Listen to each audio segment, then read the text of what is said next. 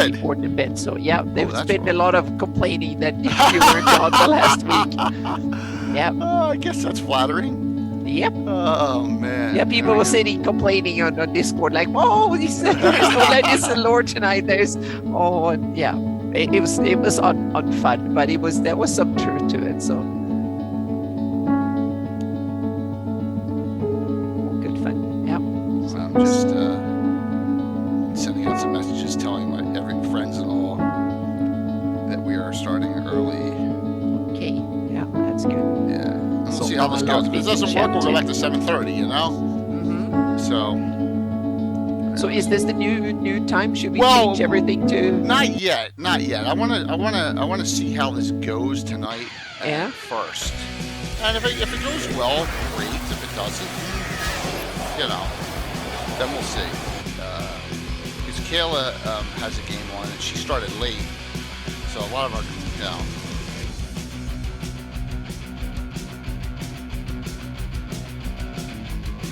That's on. That's good. Yep. Minnie has a bowl of food, her dinner out in the kitchen. So I'm like trying to entice her to go out there and eat, but she wants to stay here and have treats instead. So I lift her up and down, and then eventually she would cave in and go out there and eat.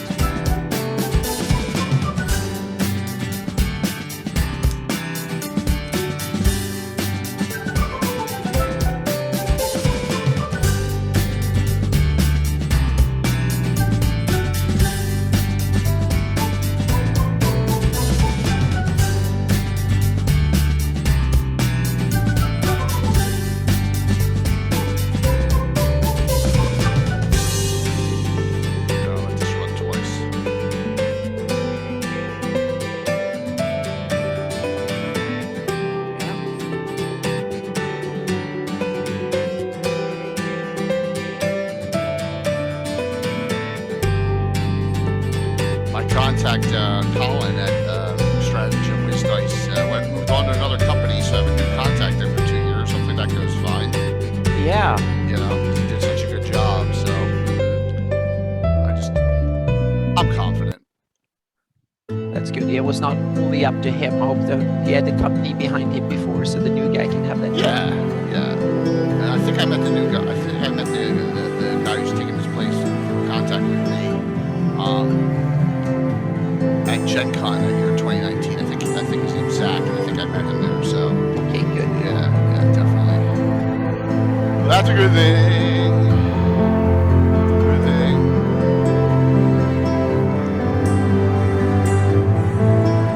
We'll see how this goes.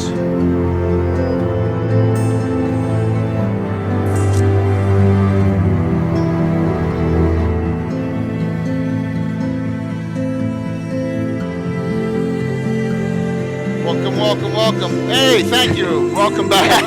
Welcome back already. Thank you. Yeah. Feels good.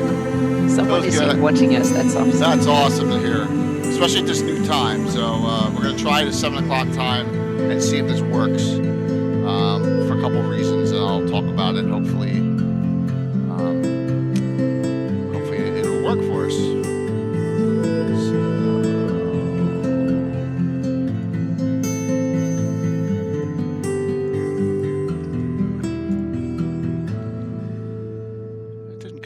Time. That is weird. Who am I to complain?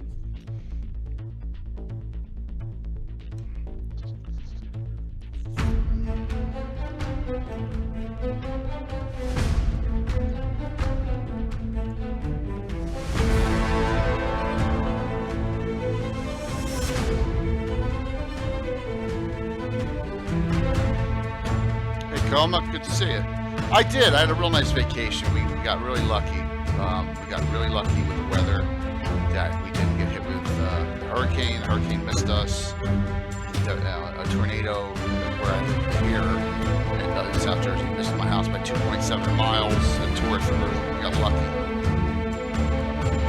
It's 4 where Anna is. Anna's 3 hours difference. Yeah, exactly. It's close to 4, so it's 3:50 p.m. Yeah. Yep.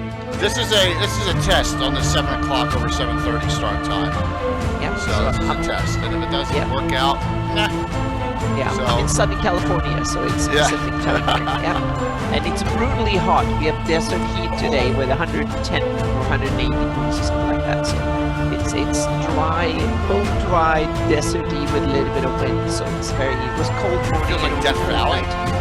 Yeah, it's as deserty as it gets here. So, but we always get that this time of year. So this is normal to have for a couple of weeks, maybe a month of around 100 degrees, 110, and dry and so on. But the mornings and evenings are it's cooling off real quick because it's so dry. So it's very, very deserty. Yes, truly awful weather last week, but Yeah. you know, I don't know anyone who got obliterated. You know, that's not to say it's good or bad, you know, but you know, a lot of people got. But it's good that your basement is safe. Yes! That's the important thing. We only got 3 inches of rain Not here. just yeah. Oh, good. Like yeah. a few miles to the west, they got 9, and that would have, you know, with me not being there, that may have been bad. But your house is also situated not on a hill, but you're not down in on the floodplain. You're Right. a little bit higher up, so Yep. you're not in the most exposed position. So Absolutely, good point. Real good point Yeah. there, Anna, definitely. So, I didn't see that much when I was there. When I flew over it in my flight sim, that's when I saw the surrounding terrain and Oh, stuff. that's What it cool. looked like more, so to speak. So yeah, that is funny. yep.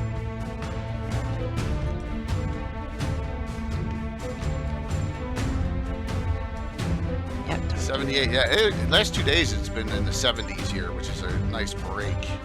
You know? We had in the 80s last week, and now it's Oh. over 100 this week. So we will probably have 4 or 5 days at least more of desert heat, and then Right. back again. But it's typical weather this time of year here.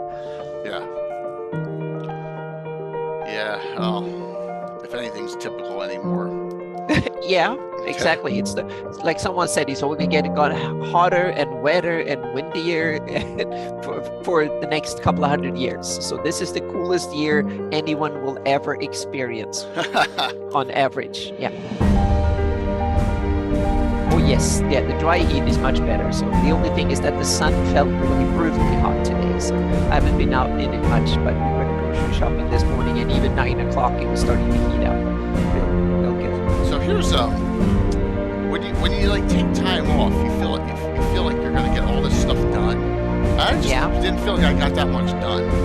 No, but that's good because then you've had real vacation when you didn't get anything done. That's the idea of vacation, not get anything done.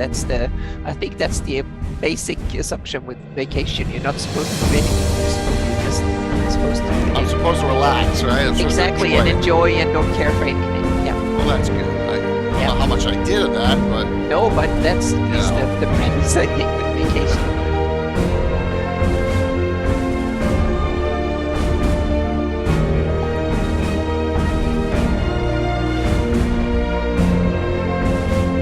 Sitting here working on hot earth, which is kind of good. Considering the weather outside, cool. so it's kind of perfect. Yep. cool. We got a follower sitting around here as coming on. Wait a minute, did I hit a button? I hit this button. Look at that, it's 5 minutes up already. Yeah. Like I said, this is a hey good. Hey, good to see Rethix. There we go. I know we're starting a half hour earlier than normal. I'm trying something, so just off of vacation. It's a good time to experiment. Oh.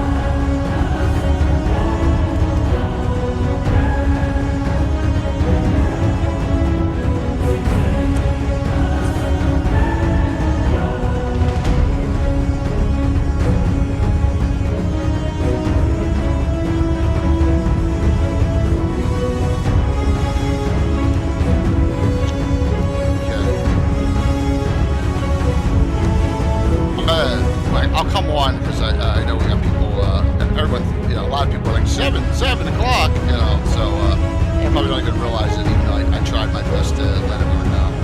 But I'll talk about how I came up with these ideas for the next couple of Gabbins, so.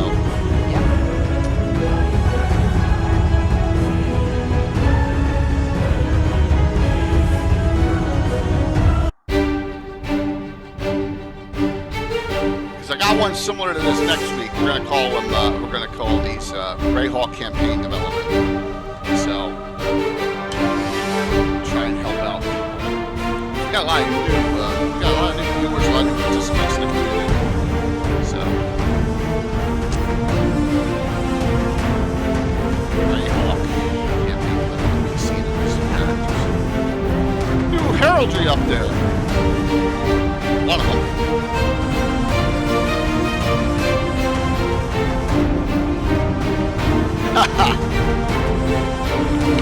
Awesome to hear. Yep, good. Yeah. RPG Pizza. That's an That's awesome good name. thing. Yeah. Thank you very much for following too.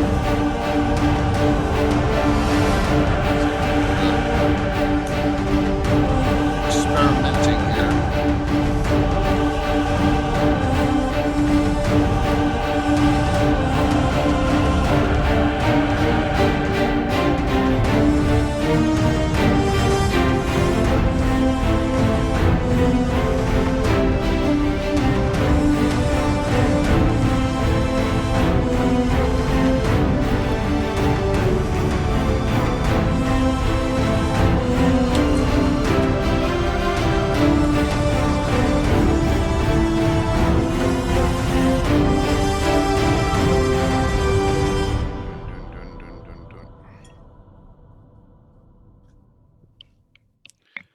Okay, we'll come on a minute or two early, and I know people are still filtering in because I'm a half hour early and no one knows it. So, we have a dozen and a half people on. Good, that's okay to start off things. And good, Yeah, we have good to evening. ease into it after vacation. So. Yes, we're gonna swing. We're gonna ease into this. I'm J.K. Lurgazumba back after I don't know, almost a week and a half off. Yeah. And I got Anna with me. Thank you for coming back. Welcome back. Yeah. Thank you very much. We should have two other guests at some point. Jason Zavoda, who's doing his readings, so she should be hopping on. And also, it looks like they're done. So over there, I don't see him. So he may be getting prepped up. So let me just send him a quick message. And also the ever mysterious Tim. You know how mysterious. Who knows when he'll be on? So Yep. let me just send something. So I really yeah, that's it. And I pushed it out everywhere. I pushed it out on multiple locations. I pushed it out on Facebook, Twitter, Discord over and over again, and everyone's used to 7:30. I've been on 7:30 for 3 years now, right? So only very special events come on, but it's starting to build up. It's okay. I really and they're not on. Hey, Patrick, what's up? They're not on right now, and that's Wiley and Mattias. And I listened on Monday to my Yeah. and I was like, oh, this is pretty good. They did hey, what's up, Tim Enoch? This is really good. They did a real nice job with it. Yep. And I forgot some of the stuff. I forgot. You always forget what you said. You know, and that was a good thing there. Hey, what's up, Obsidian? Good to see you, man. Yeah. Good to see everyone hopping on. You know, it's like I said, we're going to get to. It'll start swinging in. This is a test. All right, and I'll be blunt. Gary Con Live is on. They finish round 7. Trying to work out some coordination with Gary Con Live. And hey, thank you, Cathay. Really appreciate it. Thank you. We're talking about hey, good to see Alex.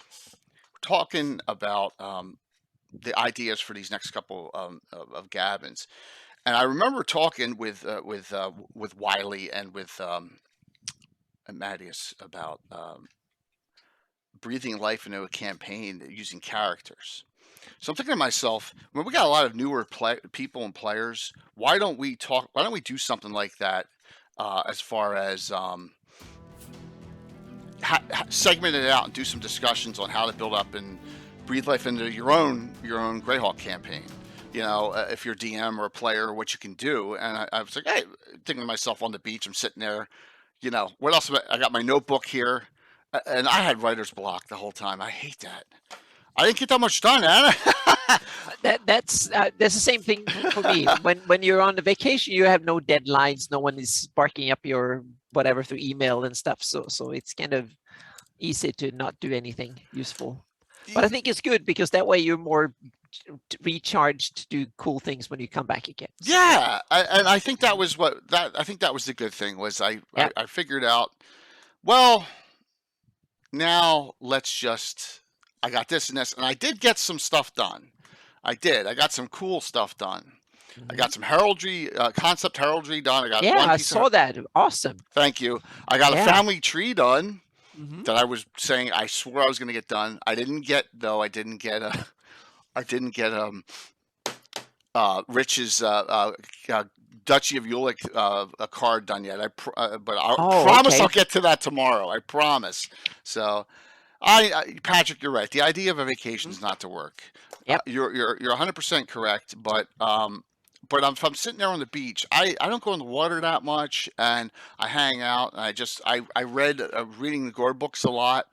And I went Hmm. between that, and I'm thinking to myself, I got adventures I got to get done. Well, I got stacked out now through 2 weeks with stuff. So we're gonna have 2 giveaways minimum, maybe 4 tonight if something happens. So we shall see. Let me set them up right now, and I'll show you what we're gonna do. And I probably, if we do get this raid in, um, and these are of course of courtesy of Patrick, Canadian Ancient Gamer, which is really cool. And thank you so very much for that. So we're going to give away these twice. All right. Now I'm not. I go in when I feel like it. My wife is in all the time. My son's in all the time. So we're going to give away a Queen of the Demon Web Pits and a White Plume Mountain for twice. Okay. So I got 2 sets of those. We'll give them. Yeah. So these are nice and thin. So these are easy to send out in those folders that I send out. So, and here comes one of our other special guests.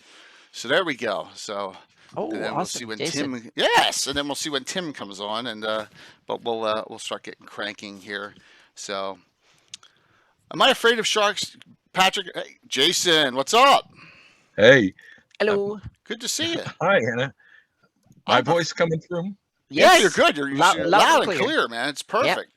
So, Patrick, I'm afraid of a lot of things. I'm afraid of leaving the United States. I'm afraid of a lot of things. I'm not afraid of sharks though, because I'm a realist. The odds of me getting bitten on the Jersey Shore is really, really low.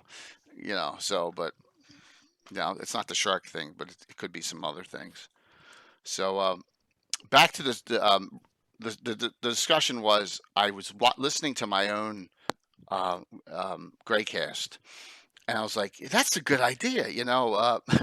It's the characters. The characters can actually develop your campaign pretty well with their backstories and their interaction with other characters and other NPCs. And I think that's a good way to go about showing someone how to build up a Greyhawk campaign. So let's do a couple of episodes. This week we're going to do about characters. Next week we'll do about locations and the references that go with them. I figured that was a good idea. So yeah, they're pretty chill, Mitch. Good great ideas, I think. Yeah. Yeah. So. And what about the third one? Or their third installment? There'll be a third one. I'm not sure what that one will be yet. I only got 2 weeks out, so. Okay. Yeah. But there will be a third and one. Location. Good. Yeah, absolutely. So Jason, just got done your reading. Where are you in your books, by the way? How far in? Well, I'm about 1/4 of the way through Sea of Death.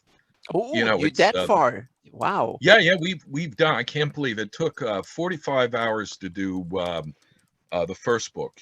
Saga of Old City, and this next book, maybe I think it was because there was more action and dialogue in Artifact of Evil that didn't really require so much commentary. It was 33 hours. So I was expecting to take the book into September, but we were done at the end of August. We jumped right into Sea of Death. And it's been really going smoothly. In fact, I had Rich, Lord Brezen on tonight, and we discovered in Sea of Death the mention of an ancient mountain dwarf hold that neither of us had recognized before. Back when I did it, I don't know if it's in the index or not, but it is over from the Val of the Mage. Gord is being escorted, and these mountain dwarves are part of his escort into Ket. And we discovered that they give him this armlet that will protect him give him magic resistance and resistance to poison. And the dwarf captain says this is an ancient amulet of gold, or bracer, really a bicep bracer. And it is from this ancient place of Grothheim. Yeah, Cathedral And Street. it was like, oh wow, because these are the mountain dwarves. These are the dwarves that are not the ones that we've heard of. So this is some new information about either a kingdom or a castle or, whatever it is about a ancient. And when dwarves talk ancient, you're probably talking 1,000 years at least. And so some ancient dwarven kingdom or hold, and there's so little information on the dwarves. So So you're going to the Vale of the Mage? They're on their way to the yeah, Vale? Okay. So, they're in the Vale. okay. Gord has a ring that gives him 9 lives. And at the end of Artifact of Evil, he's killed by a devil pig in the Vesve. And he ends up back in the Cat Lord's realm. This is the second time he's died. And there's a little bit of story. But anyway, because of everything that's going on in the artifact, very hard to do interplanar travel. And Basliv, who is the Val of the Mage, the Demiurge Basliv, according to Gygax, he is in alliance with the Cat Lord. And so Cat Lord's able to transport over to the Val of the Mage with Gord, but it's the only place he can bring Gord to, otherwise it's too dangerous. Oh, okay. And then the quest takes off from there. So you don't know where Grothheim is? No, I don't even know exactly what it is. It's just that this magical, powerful magic item that's given by the mountain dwarves says it was forged in Grothheim. So I don't know what it is. I'm going to run with the Dwarven Kingdom, but you could run with it. Gygax drops names, and without any explanation of what is there. So cool. He dropped this name. There's hints, but you really don't know. So very much open to use it. Run with it the way you want. I've noted it. It's on the list. Here's my question. Yeah. Here's my question for a future show. How many of these do you have through 2 1/4 books of these locations that are names that you have no idea about? Oh, well, we've now reached, of course, the pass between TSR and New Infinities, Gygax's company after Right. TSR, and he had to change names. So right now there's that. And then as far as locations and stuff that we know nothing about, there are a few things that are a little new versions, different versions, but there isn't a tremendous amount of surprising stuff just yet. Like completely unknown locations. There's some cities talked about that weren't transferred over. Here comes Gary Kahn. 210.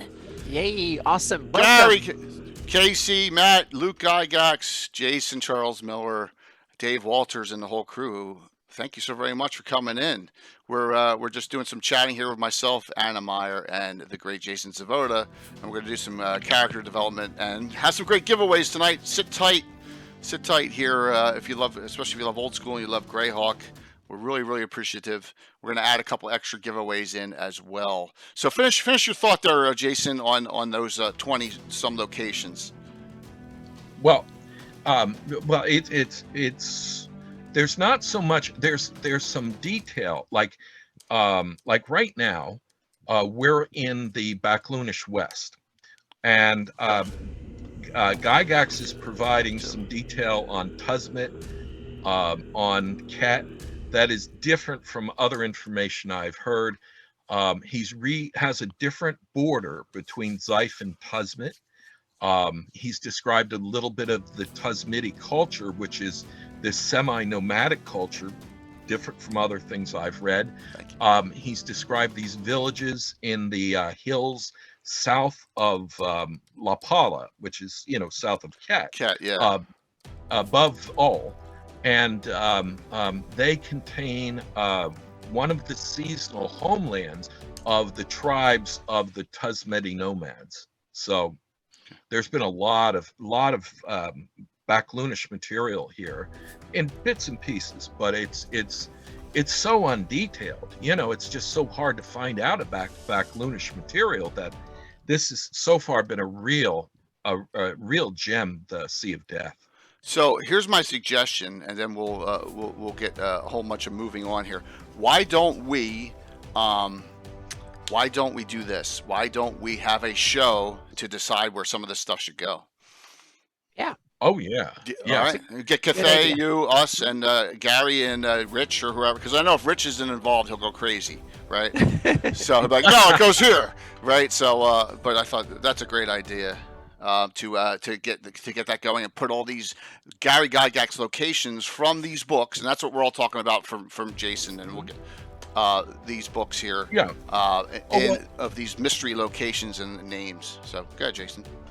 Well, like when he went to the Val of the Mage, it's a completely different setup than you see. There's only one town in the entire valley, about 3,000 to 4,000 people called Bardillingham, and a castle outside of it, and a little bit of Doctor Whoism where the palace of Basliv is actually a small empty building in the center of town, but when Basliv is there, it's a gigantic palace on the inside. So it's big on the inside, small on the outside. Palace of Holding, that's awesome. Yeah. Yes, and we get a little bit of the description of that, but it's inspiring, intriguing, because he is not providing us with a great deal of information. And we really have to say, well, what are we going to use this for? What is it going to inspire? So it's been great little tidbits. Don't expect the source book though. Right, but that's okay. Now, with all 7 novels, there's about 3,000 pages of Gygax, fictional material. Awesome. Yeah. So I wanted to welcome anyone who's new to the show. Okay. Hey, Tim. Whatever mysterious Tim just topped on. My name's Jay, aka Lord Gazumba. If you don't know me, I have my Greyhawk campaign is in its 41st consecutive year.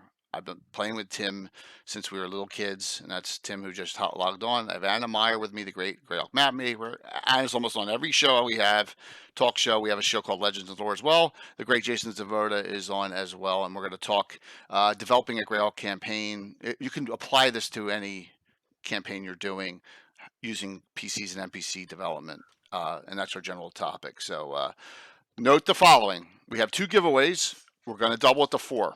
All right. Thank you for the Gary Con raid. So we're going to give away, these are reprints. 2, we're going to give away White Plume Mountain and Queen of Demonwood Pits twice. Okay. Continental U.S. shipping, of course. If you're outside, we'll work something out. And then because of the raid in, we are going, and you want to type in ! drawing, there's going to be 4 giveaways. The other giveaway, other 2 will be the following. And this is by Luke Gygax and by Matt Everhart KC. Thank you for the raid in. And that is the Iron Shed Tufi, which is the adventure, 5e adventure. We're going to give away 2 digital copies of that as well. Okay. And so we'll have 4 giveaways at the end of the show tonight. Okay. All you got to do is, if you can't hang out, just lurk away, come back, whatever you got to do, but you have to be on to claim the winnings. We usually run about 2 hours here, but this is going to be a really cool discussion. Tim, thanks for coming on tonight, man. No problem. So I got this idea, and it's stuck in my head that I want to. All 3 of you, we'll go around. We'll start with Anna. Okay, just let Tim think about this. I want you to pick one character, not a major NPC in Greyhawk, but it could be in your campaign or a minor NPC that you think you could develop a little bit of storyline around to grow your own Greyhawk campaign. Could be a personal PC, could be an NPC, and then discuss that for us. And if I know Jason's already like thinking through the Gore books. So, thanks, Ilnavel. What do you think, Anna? Yeah, it's that.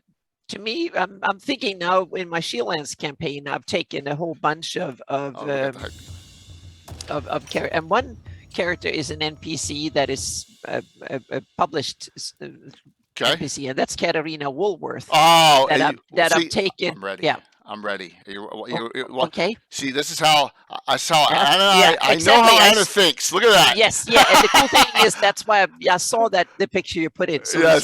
let's get her out of the picture here for a little bit, or into the picture.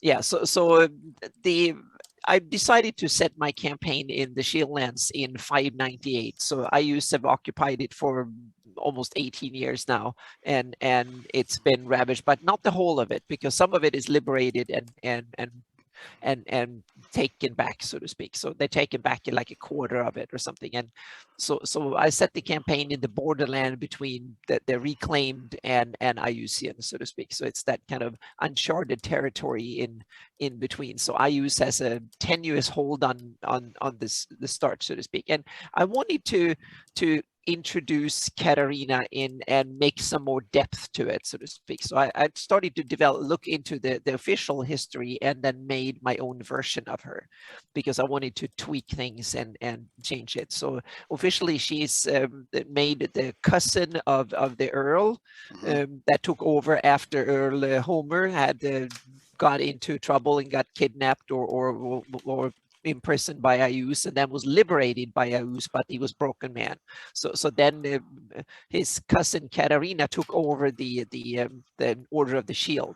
So I was like, I want to do something kind of more cool with this, and realized that when you read the history of the Shieldlands, and especially the living Greyhawk, you get the sense that Shieldland was a kind of a decadent regime, so to speak. The order had lost lots of its mojo, and the lords have kind of started to be corrupt and was more looking to their own purses and stuff rather than to defend the country.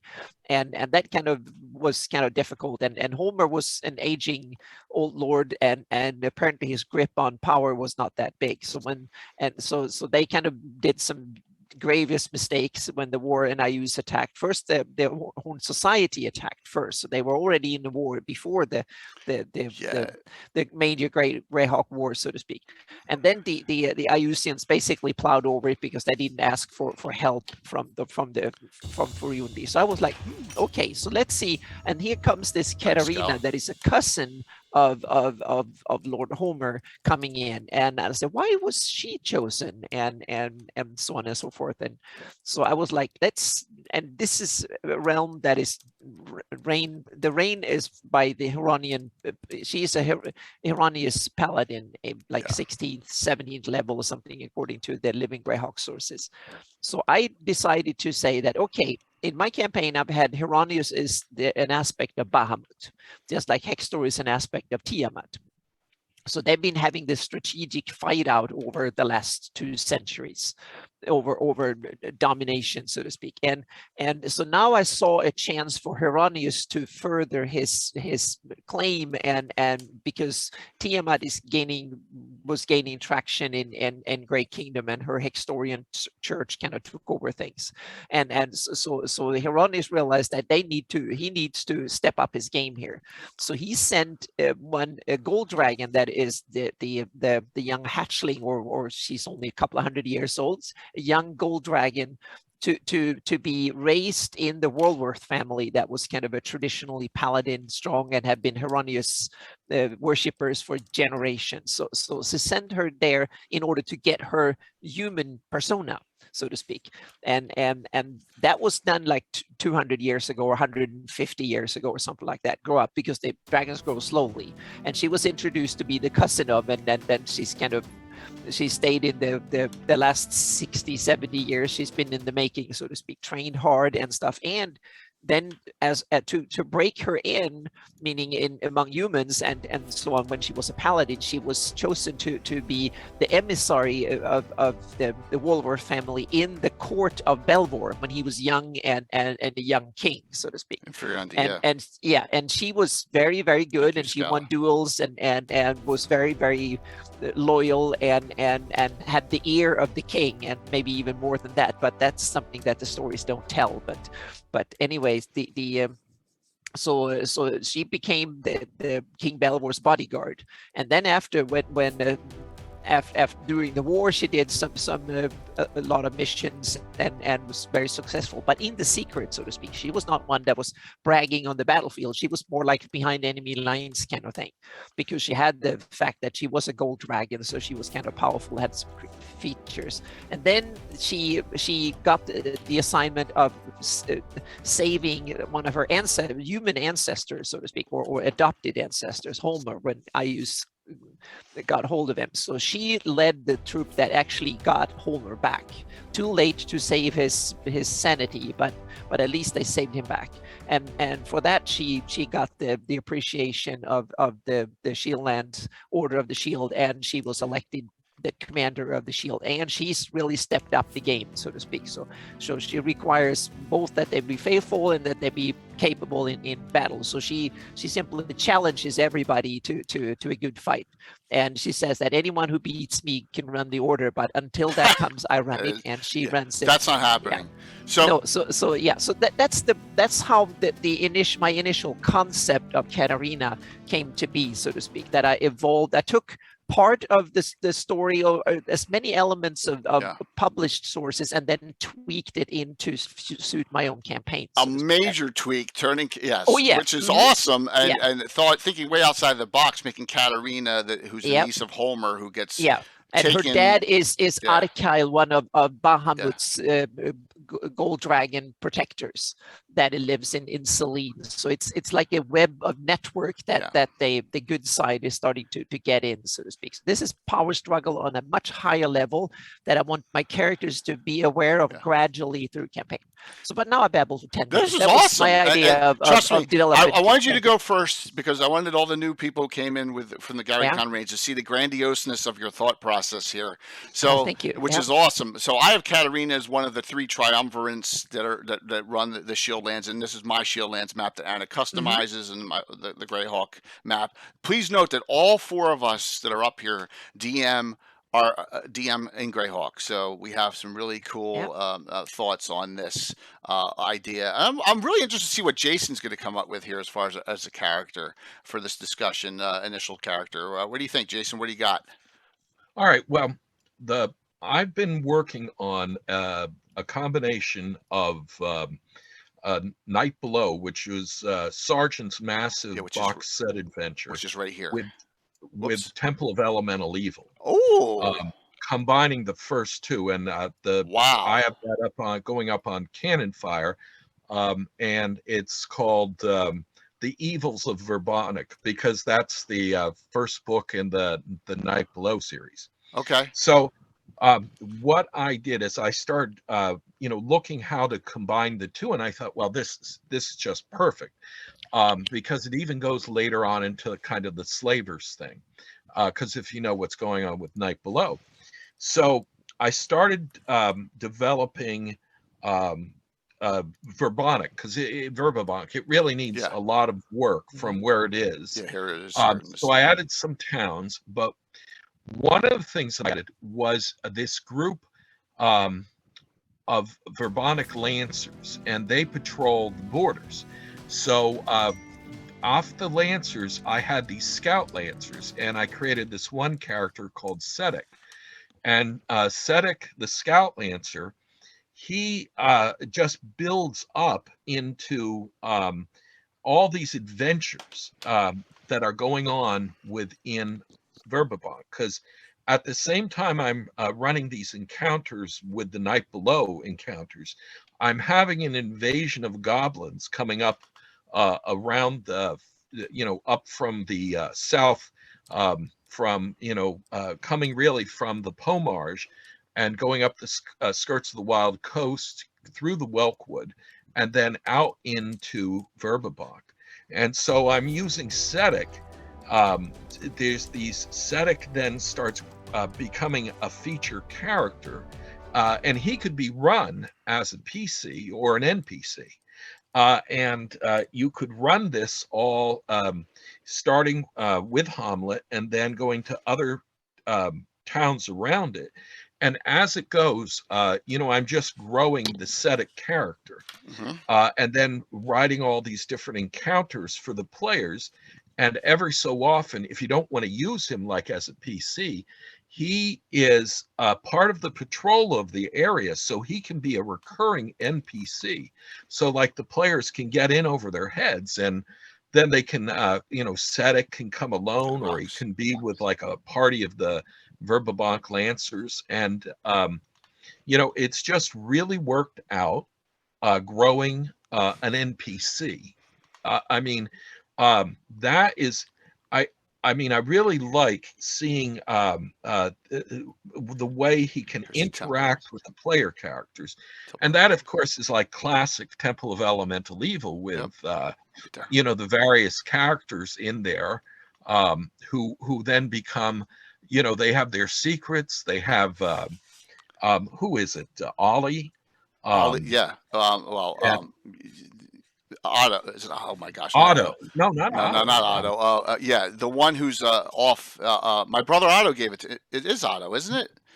I'm not sure. Yeah. From Hamlet, right? Yeah. He's a high level fighter. Yeah.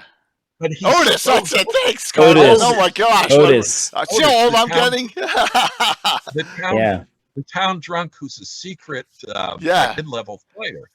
And so, and this isn't quite the same, but it is the sense that you can take these NPCs and have them full of surprises and grow them with grow them. Now, Sedek can be different because he is what he is without any surprises. So if you want to make him a player character, you can just hand him over. If somebody, like say somebody's main character gets killed, then you can throw in, you can offer them Sedek to play, who's going to be, not like starting off with 0 or bumping a character up. He's already established. Yeah. And that's a good thing. That's cool. Yeah. Awesome. And that merge of Night Below and Temple, that's pretty interesting because I know a lot of people play Night Below, and Tim Leslie likes it. I like that. Starting with with Hamlet as the kind of intro for my son and his friends, and they're going to be going into the campaign of the Night Below. So very cool. Wow. Very cool. That works. Yeah, it's just going up on Cannon Fire right now. I've got about 8 or 9 pieces there, and a bunch of stuff in another thing about Cities of Greyhawk called Cities of Greyhawk Verbabank. And so there is a lot of different things happening. I write in little bits and pieces, and I just try to attach them to each other. It's like I started deep doing a gazetteer of Blackmoor, and I started this thing called Blackmoor, Land of 1,000 Witches. And so it started doing these NPC witches who they're the strong force in Blackmoor in my campaign. And I would get these really cool pictures, and I'd get a character, and then I'd get another, and then I'd start building from little blurb to little blurb, where the background was just developing with every NPC that I did. And at a certain point I want to pull it all together and do it as a more setting information. But right now that's another thing you can find, and probably I've done a couple dozen NPCs in that already. I really like doing NPCs on Cannon Fire in various places. I probably have like 70 or 80 NPCs detailed out. Well, and that is a good thing, Jason, to have that many. As you know, I have never counted mine, but I believe PCs and NPCs combined were roughly at 2,000. Yeah. But I never counted them. It's just like, but to have that many on Cannon Fire alone, that's a fantastic reference. That's a fantastic resource. Yep. So, Jason, if you want to link, someone to link where like those last, some of your ones are on Cannon Fire, Groutbard's asking. So, okay. If you'd like to do that, while you're doing that, we'll see what Tim has to say. Yeah, all well, right. What I think is I need to go get a drink after listening to these two people that have doctorates in Greyhawk anthropology and geography. We combined our skills well, Jason. Yeah. You tried to. When we, yes. Yeah, my eyes are glazing over like, wow. But What was it's the question? So But Jason and me examples of when you overdo it, so to speak. When Let's- sometimes you don't need to do half of what we do We have in order to get a good campaign. we got one right now that Tim has just developed out of the thin air. Yeah. That started during the joust, and this guy is now a legend on multiple shows. Okay, so I mean that's the one. I may play the ad. I'm not gonna play it now. I may play the ad. So, but Duncan Joustley the Cromulent is a perfect example of an NPC. That's true. Tim may be Yes, PC, but he's an NPC in my campaign. Yeah. So I also plan on making a character of him so that he can capitalize on all the money from all the adverts that people are sending. exactly, Yes. exactly. You The should make him a fictional money. Siltrus priest or something. So Yeah, if you have not seen during last year's Gary Con, I ran the Grand Joust of Altamira, and Tim played Duncan Oh. Joustley and did all the announcing between them. It's still on my YouTube.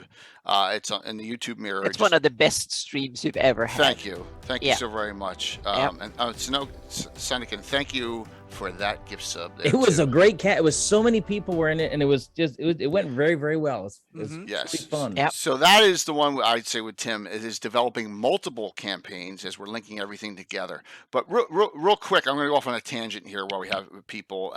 So Greyhawk Con, first weekend in October. Here's the link. The question came out from Scala. He wants a Lord Gazumba shirt. Now, there's two ways of getting them.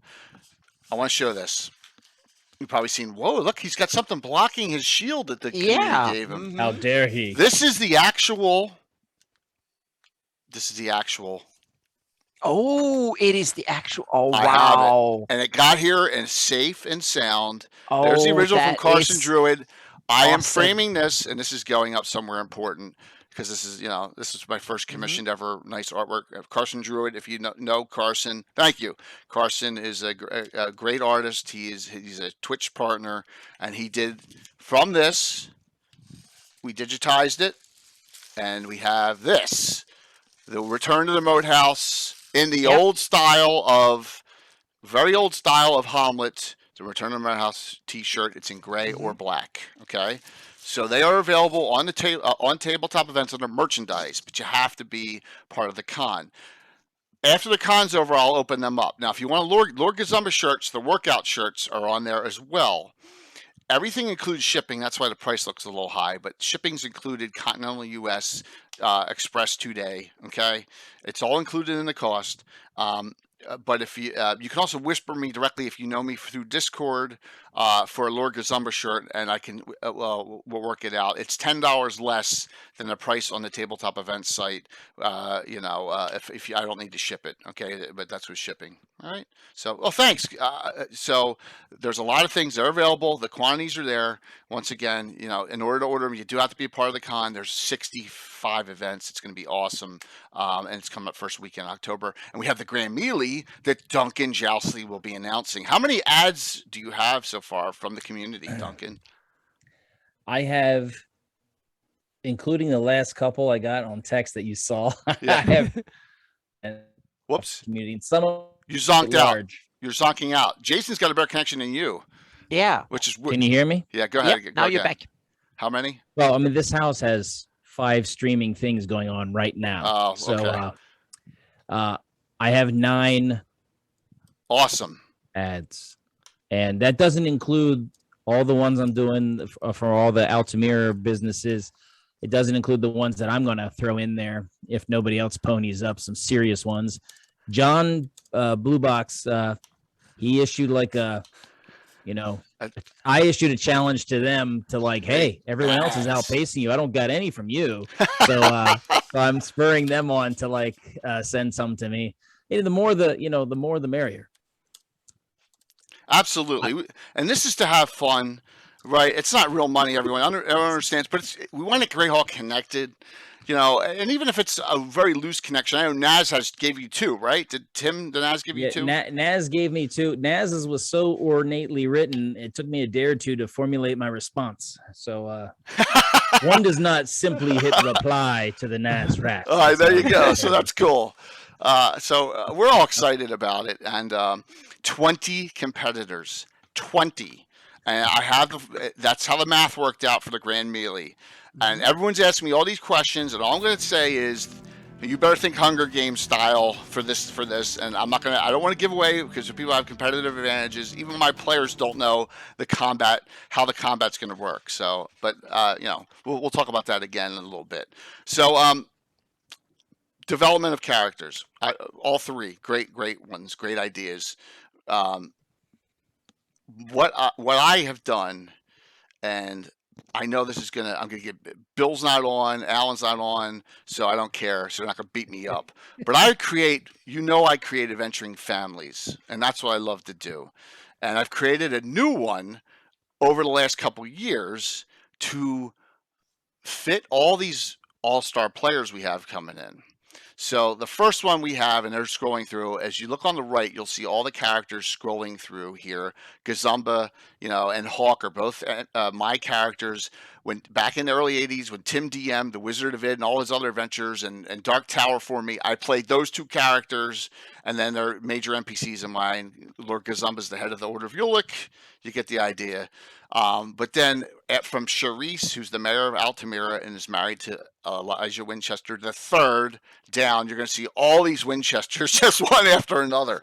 So the Winchester family, and by the way, I did not steal that from Supernatural. Okay, that show was 15 years old, and this is like 1981. I think the first Winchester appears in 79, but I really get into it, Tim, like that first generation of characters. He stole it from MASH. Yeah, Charles Emerson Winchester III. Exactly, that's where I got it from. Yeah. And if you look at the Winchester family tree, you can see that right here. Let me pop this up on the main screen here. Yes, so here's the Winchester family tree. There you go. Charles, right? And then we got Emerson, Winchester. Yay. So yes. I got a new one coming in here. And so when you see this, these are dates, you can barely see these dates, born and death in Greyhawk. This is my timeline. Remember, we're in 622, 623. A lot of these characters that died off between in my campaign between 581 and 584 during the Great War with the Sea Princes. Now you got to remember this. In 1980, when we're playing, we have a glossography, right, Jason, Anna, with nothing else. So we have this. And thank you for all the follows tonight. We have this. Oh, I'm being covered.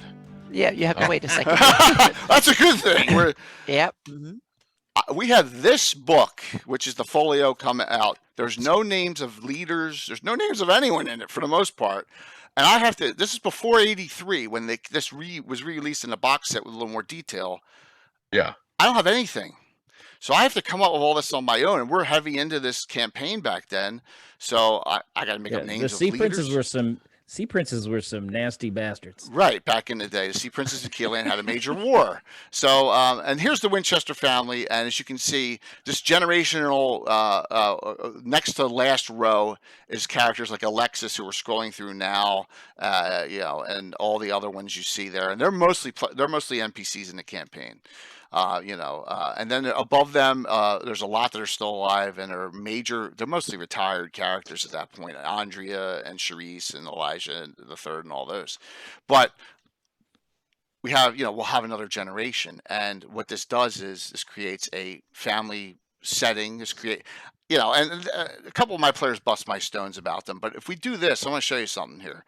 And this is what I love about what Anna helps out so much. And let's go down here. Well, the Winchesters are a little pretentious, but but that's intentional because they were the first Cavalier paladins. I've noticed that they have a little bit of a reputation on that regard. They're kind of notorious. Because in '83, Arcana comes out with a Cavalier in it. And a Cavalier Paladin. And when you start playing Cavalier Paladins, that's exactly how you're supposed to play them, according to the way it's, they charge in every fight. It was really black and white with that article here. But if you notice here, let's blow this up. This area of the Duchy of Gradsel in Keelan. Anna has actually even added the Winchester estate here and the Winchester heraldry that I've created is actually on my map. Now, the next one I'm going to show you in a second in a little bit By the way, A5, it's exclamation drawing to get into the drawing. Just exclamation point drawing here on this channel. 4 giveaways tonight. Stick around for them. Everyone's got an equal chance to win.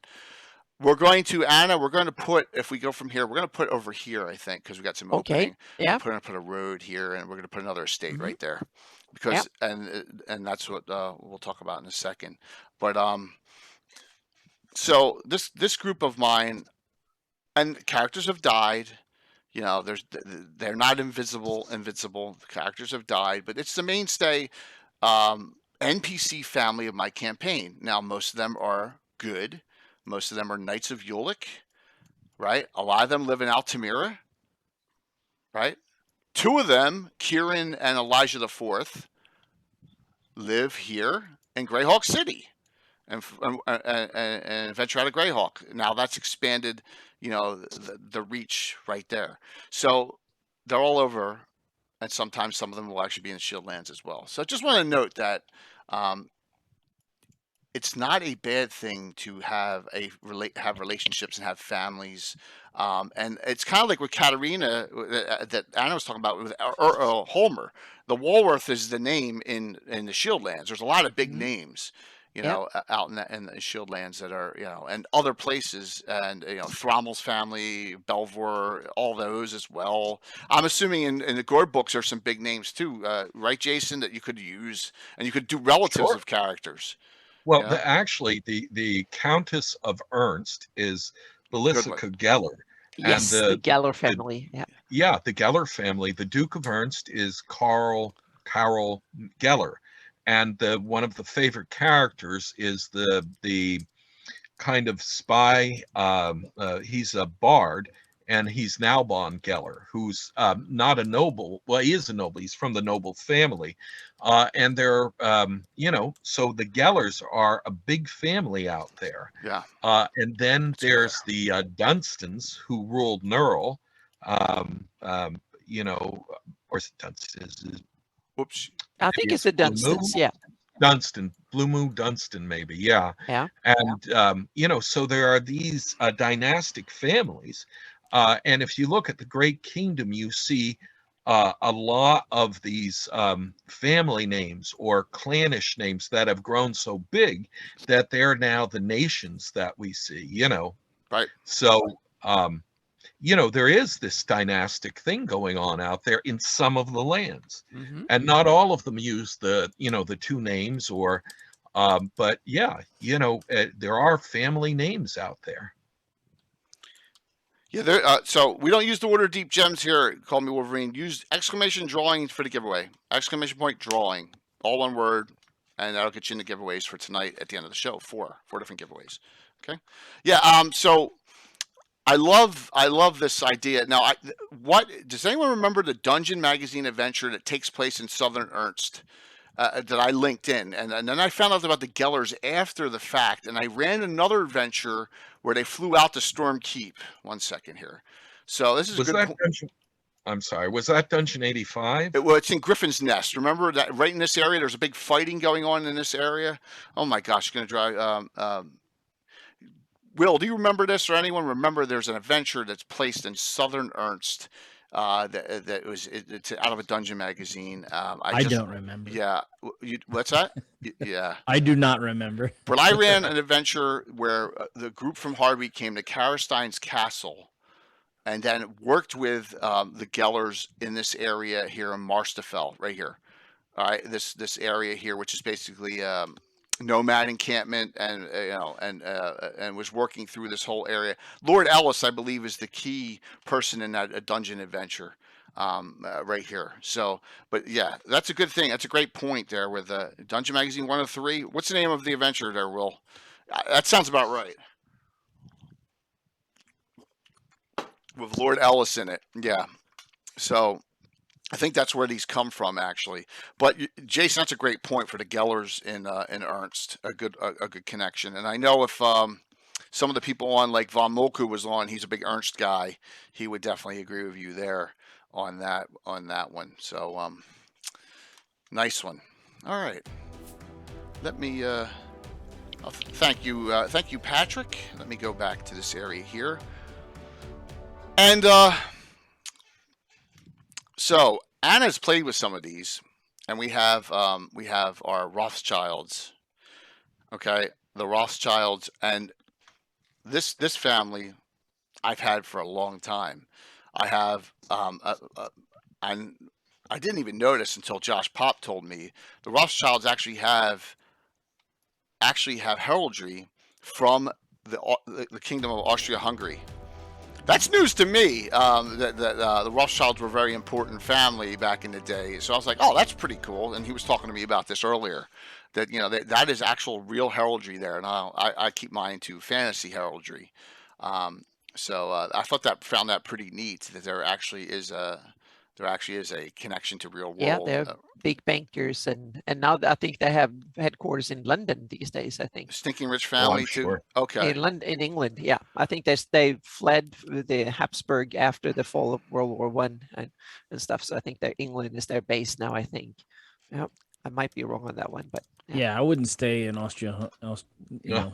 There. No. yeah, a Jewish family from during the world wars and stuff. So yeah. So yeah, Josh was telling me all this history. It's like, wow, I didn't even know that. I just liked the name of the character because it was, of course, it was a character from a Bruce Campbell TV show, Jack of All Trades. There And you they, go. Yeah. and they sound pretentious as well. Yeah, exactly. Oh yeah, but they are a powerful family, rich, powerful, been for many generations in the real world too. So it's kind of yeah. So for me, the Rothschilds have existed. And they've always been in Keeland, right near the Winchester estate, but I never developed them. So what did I decide to do? Well, we started getting all these new players in during these All-Star games. So the first one was Kayla, and so let me go here, and hopefully I don't crash the stream with Portrait Workshop here. Oh no, I have the family tree. Jay just put it up. I'm talking to myself, everyone. I apologize. I am a little bit nutty when it comes to stuff like that. So hold on one second. I have the whole family tree I can show you.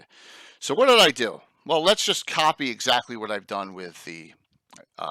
And now we have Portrait Workshop. What we've done with the Winchesters, and here's the Rothschild family tree. Okay, so I've had Amelia for years. She's a specialty priest of Ouija, who is actually in the Shieldlands of the Adventuring, the Shieldlander group. She's an NPC. I've had her for ages.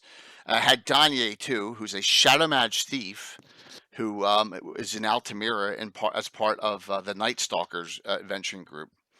So I have those two, and then the other three are player characters. So we have Tegan, who is Kayla's specialty priestess of Saint Benedor. I made her Rothschild right at the beginning. I was thinking to myself, this is a great opportunity to expand this family and create another family tree. And now it's kind of developed. And then I have Rose Rothschild, who is Stella's character in the Ed Greenwood group. And she also played Rose during the fundraiser with Eric Mona and Luke Gygax. So this character's gotten around. This character has played with Ed Greenwood, Luke Gygax, and Eric Mona. I mean, oh my gosh, right? Yep. She's a paladin. And then the last one is Taryn's character in the Mike Disney group, Ella, and she's a paladin as well. And so, and she met her sister during the one adventure, which I used her as an NPC. And there you go. So, anyone see the joke in the family tree here? So, DeBilly, you want to use exclamation drawing? Because just like Charles Emerson Winchester, I have one in here. So, let me blow this up a little bit here, as you probably could see it here. It's pretty obvious. Because I first. Well, yeah. Bruce Lauren Campbell. That's Bruce Campbell's full name. So there you go. So, and I know to our friend Bruce Campbell there, and also have some new heraldry, which I'll show in a second. So now we have another family that's been created that kind of brings out a little more of the oomph and the connectivity between adventuring groups, between NPCs in Altamira and the Shieldlands, and just gives a little more, the notoriety. Now I can use this family a little bit more. I can expand on it now because now we have a nice link, and we have player characters that are in other streams and in other venues now as we've been growing with our Saturday night specials. and it's fun. It's been a blast. See, but Anna only plays elves, so Anna doesn't have any of these characters in these groups. And the next thing, yes, the Chin himself. Exactly, the Chin himself. Play on names. Got to have that. One last thing before we move on is I created, and this is the one thing I did that when I was away, and I also did the heraldry. I finally got some new heraldry done. I got Anna approval on it. I made one tweak to it today. Let me just throw it to it real quick here. It's been scrolling through, and that is their heraldry is very similar to, and I try and keep it. It's fantasy. I can't follow all the rules. Here's the Winchester Family heraldry. I've had this around for a long time. It is the Kingdom of Keeland. This is the Keeland to honor them, the Keeland colors, with the lion. It's rampant, right? Is that the correct term, Tim, for that? It's a rampant lion. The border is for defense. The blue is one of the family colors, along with the gray, and then their sword and the key is they're one of the keys to the defenses of the shield of Keeland against the Sea Princes, and that's kind of why I went with that. So maybe the heraldry had changed in the last 30 years. Off this, I got the Rothschilds family, and here we go. All right, similar, honoring Keeland. They're Keelanders. The same border because they're state held. Black is one of the family colors, along with this blue. Thanks, weirdo. There you go. Awesome. Thank you so very much. And then I went opulent. And why did I do this?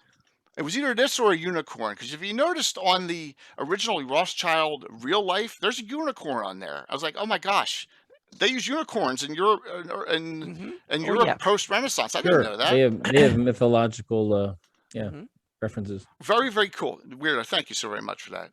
So I went with a peacock, a very bright plume peacock, holding a Bec de Corbin. Two reasons.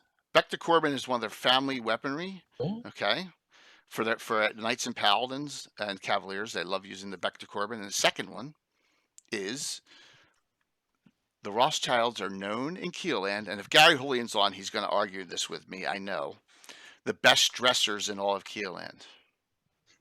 You like that, Jason? They are known for their fantastic dress. They're always exquisitely attired, whether they are venturing or whether they are all the characters. So yes, all right, makes sense. So there you go. So that's new, and I will put that in. Patrick, you'll have another one to get goal for. Who knows how many 100,000 that will be. So after I think the Dark Brotherhood's the next one. So there you go. So, oh my gosh, man, we're cranking out the follows. Thank you, everyone. And Jay, as the resident weaponry snob, I'll talk to you offline about what a Bec de Corbin looks like. So that's not. So that's wrong. That does not look like a Bec de Corbin. It's missing two elements. All right. Well, I was just going to talk to you afterwards. You had to, that's right. You had to continue it. Hey, Von Moku, what is the Duchy of Ernst adventure in Dungeon Magazine with Lord Ellis in it? I think you'll know. Von Moku should know. All right. So there you go. So I wanted to discuss, I've created a whole other family history in my Greyhawk. It's my Greyhawk. Make Greyhawk your own. I'm not saying do that in your Greyhawk, but I'm saying have fun with character development, whether they're PCs, and you can link in characters from other players together, whether they're cousins or brothers or sisters or father, son, whatever. Yeah. So Jay, I have a question about this. So when a player comes, is this something you assign and say your character is a member of this family or something, or is that something you leave up to the player to kind of weave themselves into? How much control do you keep over this? I went to all of them first. I went to Kayla first. I said, Kayla, I got an idea, and this is I said to her, Gary Julian just and Jason, you're going to appreciate this. Gary Julian just recently ascended Saint Benedor to, demigod status, right? Which is cool.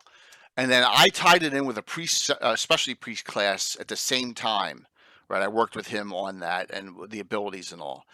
And this was a perfect time to have a player character from another stream and from like a special guest to highlight this character, the Saint Benedict specialty priest. And I said to Kayla, I have a perfect family for you to tie in, so you're not just another Winchester, right? So you're someone else, and it's a family I've had, but I want to develop it. She's like, it sounds great. And her name is Tegan, and Time Lord's wife. Tegan is the name of one of the Doctor's companions in the 80s in Peter Davison era. So there you go, Tegan Rothschild. That's how we came up with it. So that's kind of the connection for that character. And then next I went to Stella, and Stella loved the idea, especially when she would be adventuring a little bit with Tegan and Kayla and their younger sister. And then when Taryn was such a new player, I said to Taryn, I got a perfect family I want to fill out. Are you okay with this? And then I surprised her when I brought in her older sister, Danya, into that adventure. She was shocked that she had, she's like, oh. And she played it up real well in RP, if you remember. So it depends, but I work with the players. Yeah, that's awesome. Yeah. And that's fun. It's a real fun thing to do. Now, Tim's world, in his city state of Invincible Overlord, everyone's interwoven together. It's like all over the place, right? With your half ogre, henchman, and all the sons he has. I can't keep track of them all. What's his name again? Gorbag the Controller. Gorbag the Controller. Oh. Yes. Yeah. Gorbag, and then his son's name was Douchebag. Oh, yes. Gorbag and Douchebag. Yep. Wow. And he has a couple other sons, It may be Glacial Inferno, Valmoko. If it's with that Lord Ellis, that's it probably. Yeah. So that probably is it. But it's in the southernmost area, and you got to go in the mountains, I believe. So that's probably it. Yeah. I can't remember. My 54-year-old brain doesn't work that way. So Tim's used the idea. How many sons does he have? Like 6? He's like 4 or 5 4 that or 5, he admits to anyway. Yeah, and that's a fun. He's one. a very good-looking half ogre, so absolutely.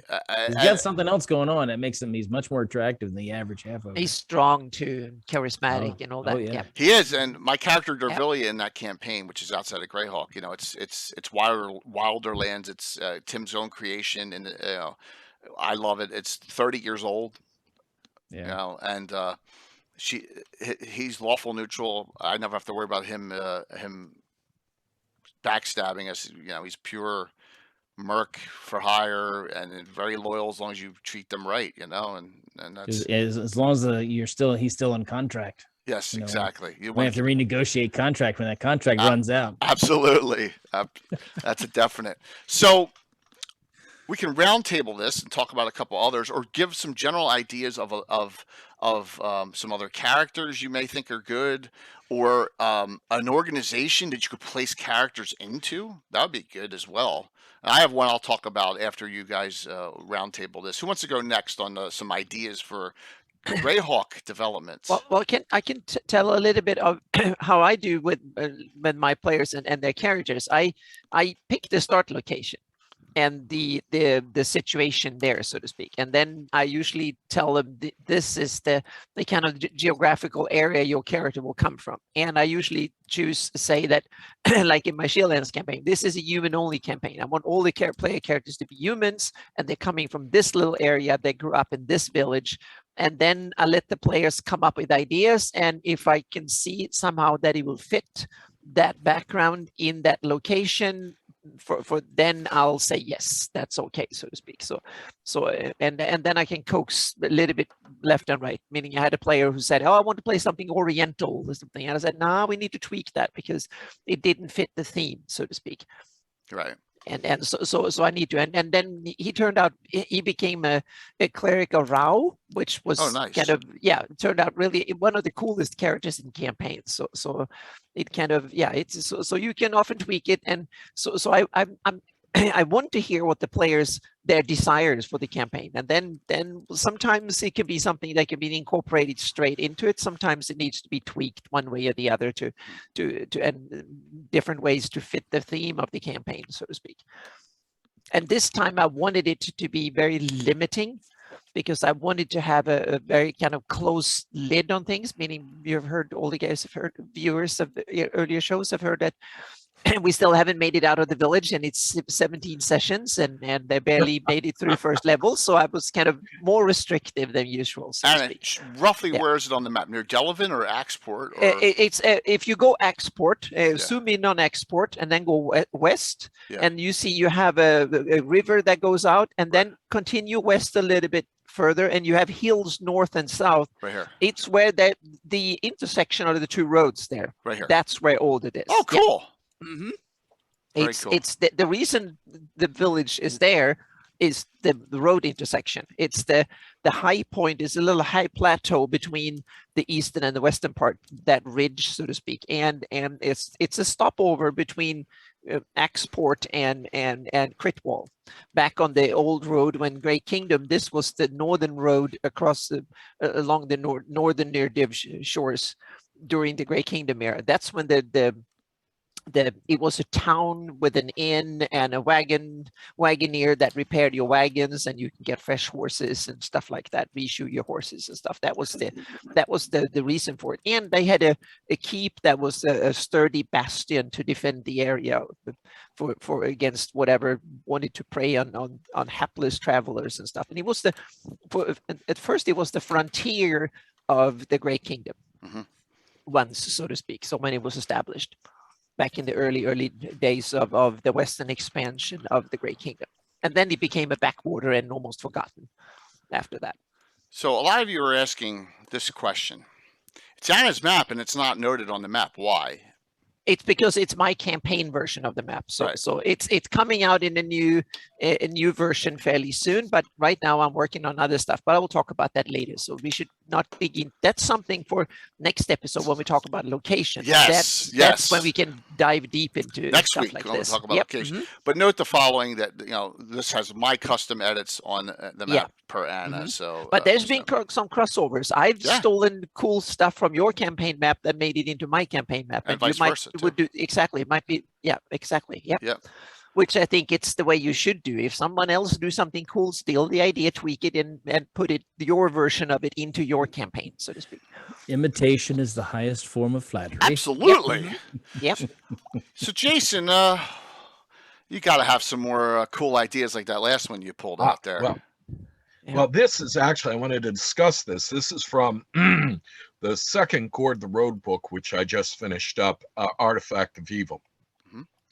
There's 3 high-level characters at this point going through the Vesvi forest to track down the second part of the Artifact of Evil. Very high-level campaign. But what Gygax does is he introduces 2 0-level characters, and he gives an incredibly wonderful example of going from 0 level and them growing up to first level by practical experience. So this part is up by the Vesve, which is just across from Chendal or Crockport to the west. There's a little hunting village called Tusham. Here it is. And, It's on the map. Yep. and the main thing that they do up there in Tusham is they're hunters. And within that section of the Vesve right there, and a little further in, there are big colonies of dangerous boars, including this one called the Devil Pig. But what he does is these 2 boys, they decide that they're going to follow the 3 high-level characters. And when they catch up with them, they're too far within the forest for the high-level characters to want to send them on their way. But these are young men. They are like 14 and 15. So they're really not up to, and they weren't trained as hunters. And so one of the characters is this big barbarian from the Adre Woods named Chert. And he takes them under his wing, and he's showing them how to use a boar spear. Now, the boars are actually big enough to be monsters. So, and then they're tracking these various creatures, and they run into these knolls, and they cut them down, but one of them makes it to camp, and the 2 boys are able to take what they learned from hunting the pigs and finish the knoll off. It's already wounded. So what Gygax has done is he's he's protected these 2 0-level characters by the high-level characters, but integrated them into the play of the story. But it's also like a play of the game. And these boys, they're very much at risk because the kind of encounters they're running into can be very high level. But they are able to survive with the help of the barbarian, and they are gaining experience. And at the very end, they go off with the barbarian who promises to teach them how to be hunters, or really as a classed barbarian. Chakik? So, the Chakik hunt is the barbarian? No. Oh. Chur is a woodsman, one of the woodsfolk of the Adri forest. He's a regular human, but he's a very high-level barbarian character. Okay. And so what Gygax has done, he gives a great example of taking 0-level characters and showing how they're going to advance up to first level. Very dangerous going in these sections, but at the same time, they're protected and in danger. It's a wonderful example of how characters get, if you do 0-level, from 0 to first. And then when they're going to be trained by the barbarian, that's their official class training. But they're picking up experience from, the boar hunting, from being involved in these combats and such. And it's wonderful. And Gygax makes the enemies a mix of levels. One way he did it is including an army of Lothschilds. And yes! Yes, there are these 2 hit die creatures. And according to Gygax, they originate in the Felreed forest as a cross between like carnivorous apes and orcs. And so the Lothschilds are a wonderful scouting force because they can move through the upper levels of the branches of the forest as quickly or even quicker than people on the ground. So they act as a scouting force, even though they're just absolutely slaughtered by the high-level characters. They sound like humans when you stake them down. Yeah. Yes. So Wild Bill Yale. So I've just got to say, it really made me think that if I'm going to start my new campaign at some point, I'm going to start with 0-level characters, and they're going to they'll very quickly they'll get to first, but I'm going to give them a reason of why they're going to gain that practical experience before it coalesces into real formal training. If I recall, there are rules for, and I left it downstairs. Greyhawk Adventures has rules for 0-level characters. The Jim Ward book. Yeah, first edition. Yeah. Plus this adventure here in this one, the Tears of the Orphanage, I think is 0-level as well. Is that correct? It's in your Cavalier actually starts at 0-level. Negative level actually by rule. Yeah, negative. One, yeah. So your experience has to go up to gain a first level. Yeah. Yeah, and but what I'd say is that section, if you want to go back, you could actually archive the commentary on it. I've read it, archived it. If you look up the character names, you could go trace these young characters and just read or listen to the parts that cover that. But it's Gygax believed in doing his campaign based on first edition. And then as the books were coming out, Unearthed Arcana and all the stuff that later came out in Dragon Magazine, Greyhawk Adventures, he used them in the books. So he gives you practical examples of all these different things that were part of the rule system mechanics. And I really love this bit with the 2 boys who were 0-level. So here's a question about Gord. Is he an assassin acrobat or thief acrobat? No, he is a thief acrobat. In fact, that's from the article that appeared in I forgot, either a supplement or a Dragon magazine about the thief acrobat. That was what Gord. That's exactly what Gord is. But he's also got some weapons training that isn't usually going along with it. Now, Gord's a special character, so he's a true NPC because he has stats beyond what you could have regularly for a player character. Okay. I always wanted to know that, and we had a question. The map is Anna's. Anna, wave your hand. And let me, yes, Anna's been doing this for 30 years now, the Greyhawk maps. Has it been 30? Yep. Mm-hmm. There you go. This map has been under more than 20 Yes. years old Yes. since I started it. Yeah. I finished it like 5 years ago. And Anna edits it every two Yeah, or she so started months it when for she me. was 9. No. Yes. I started it when I was way older than that. Yeah, if you're part of this Greyhawk community, you'll know you'll find out very quickly how vital Anna is to it, and how vital everyone is. That's a great, Jason. I love that all that information on the 0 level, and here's my rhetorical question to you. Back, I just wanted to think about this. I so wish that Gary once had used an archer or a death master for Len. Well, as a character. Oh, okay. Yes. He does he does have one character at the end of Artifact. Or was it? Let's see. I'm trying to think whether it was Artifact. Yeah, at the end of Artifact, there is one character who is primarily an archer called Lizard. Okay. And he is one of Melf's companions. Oh, cool. Yeah, I really would like to. I wonder if Luke has read his Melf character in Artifact of Evil. That's a good question. We can ask him next time he comes on. That specific question. There's a scene in this inn with a lot of double entendres. So I just wonder, how much Luke read his father's work there. So that must have been on Trogdor. That must have been on Gary Con Greyhawk. So what you want to do is whisper Gary Con Greyhawk from the other channel. The water that must have been doing something.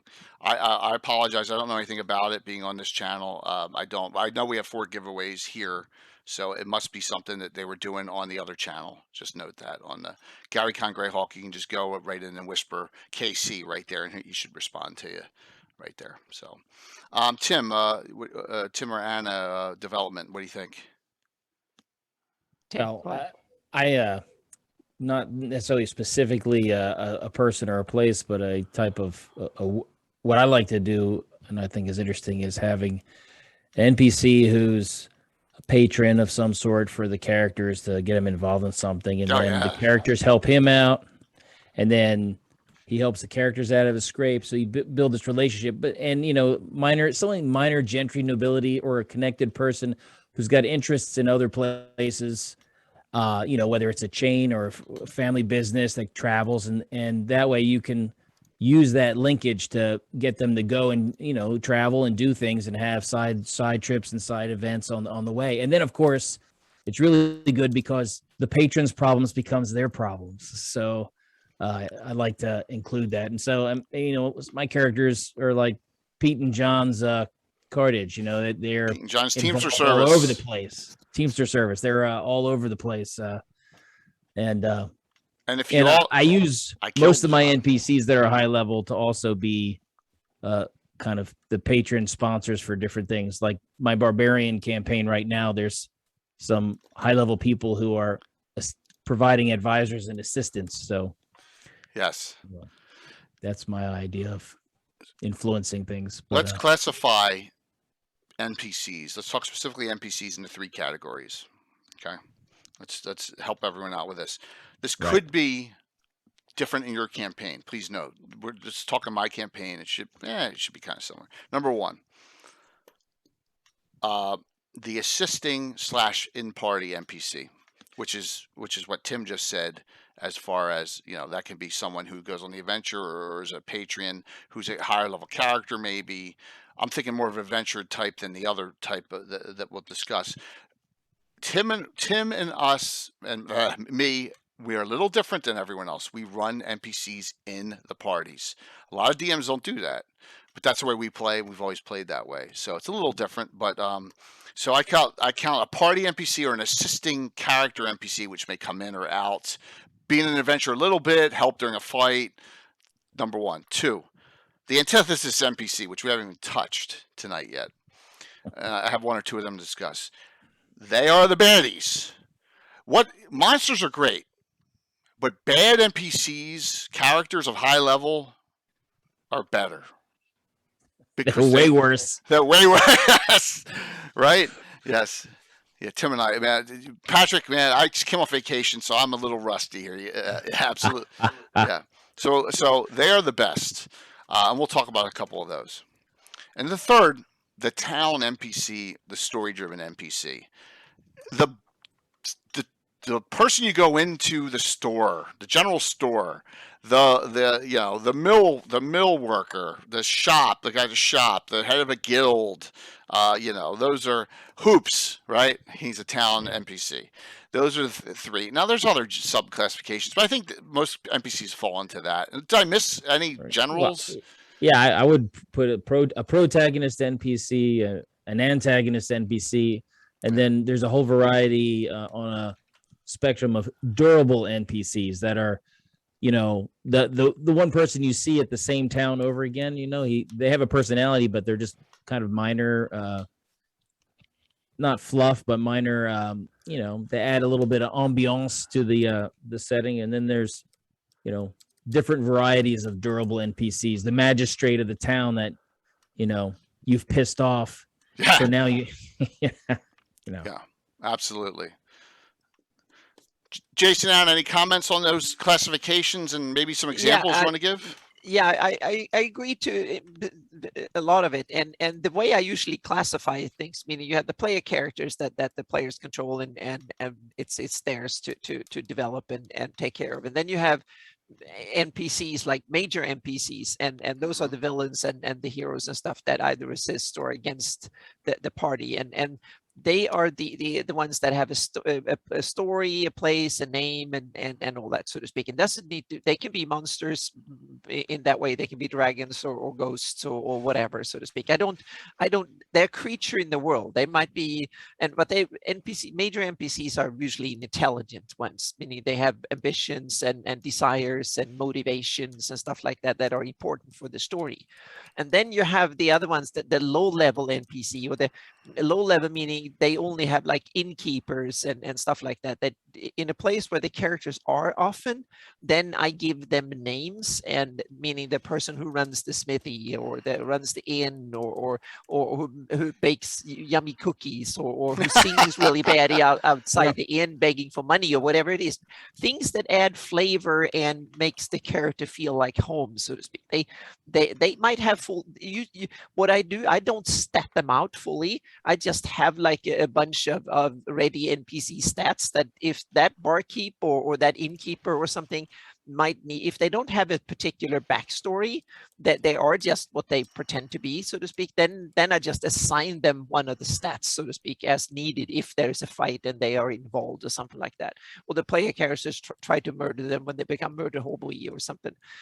so then that is just the they don't have a major story function. They're just there to flavor and stuff. And then you have the the third category, and then are the monsters. And that ranges from things that wants to hunt them out, like bears or wolves or nasty things that are in the forest and wants to kill them when they see them, to things like soldiers and you have orcs attacking the city. Then there might be one or two orc villains that have names and backstories and stuff like that. But then there might be 50 orc soldiers. They barely have names. I just have a list of names, and if then I just import it, and they have stats, but they are just random orcs that are needed, so to speak. They don't have a story. They don't have individual motivations or anything like that. They're just henchmen of a faction or something. But I'm going to tell you a story here real quick. That's a great point. But they can go from just being a little pissant to something. Yes. I'll remember this when we were kids. Mm-hmm. This is in high school. Tim's Mongrels of the Putrid Tongue started ripping tongues out of a bunch of other players, and he had one that got all these tongues. Remember that orc? It was like an orc or half goblin or whatever, ran away, and then he became a major antithesis to Tim, the guy. And he's the one that said, "Enough of this shit." That's where that came from. That Tim says in the video he does, the Mongrels. Yeah. So he actually developed one from that. So, yeah. How many languages? Very successful. Yes. Yeah. I speak 4 languages well. I speak Swedish, English, Danish, Norwegian, kind of fluently, as well as I There's speak Josh. English and or better, so to speak. And then I speak a little bit of German, French, Russian, Arabic, but I'm much worse off than them, so to speak. And I understand Spanish and Italian and a few others a little bit, so to speak, that I can make myself basically understood in probably 10 languages or something like that. So, but that comes living in Europe, because other languages are close, so to speak, and traveled a lot and worked internationally and stuff. So yeah. Jason, what do you think about this categorization? Just the general. Oh, in I general? think it's fine. Now, there's one more thing that I tend to use, that these NPCs can vary between like hirelings, henchmen, and if you remember, say like the G series, in the dungeons of Snurry at the steading of the Hill Giants, there's a prison, and there are several Yes. different characters in there. One's a merchant. One is a halfling, no, a wood elf, and there's another that's a dwarf that is locked in with the fire giants in the blacksmith area.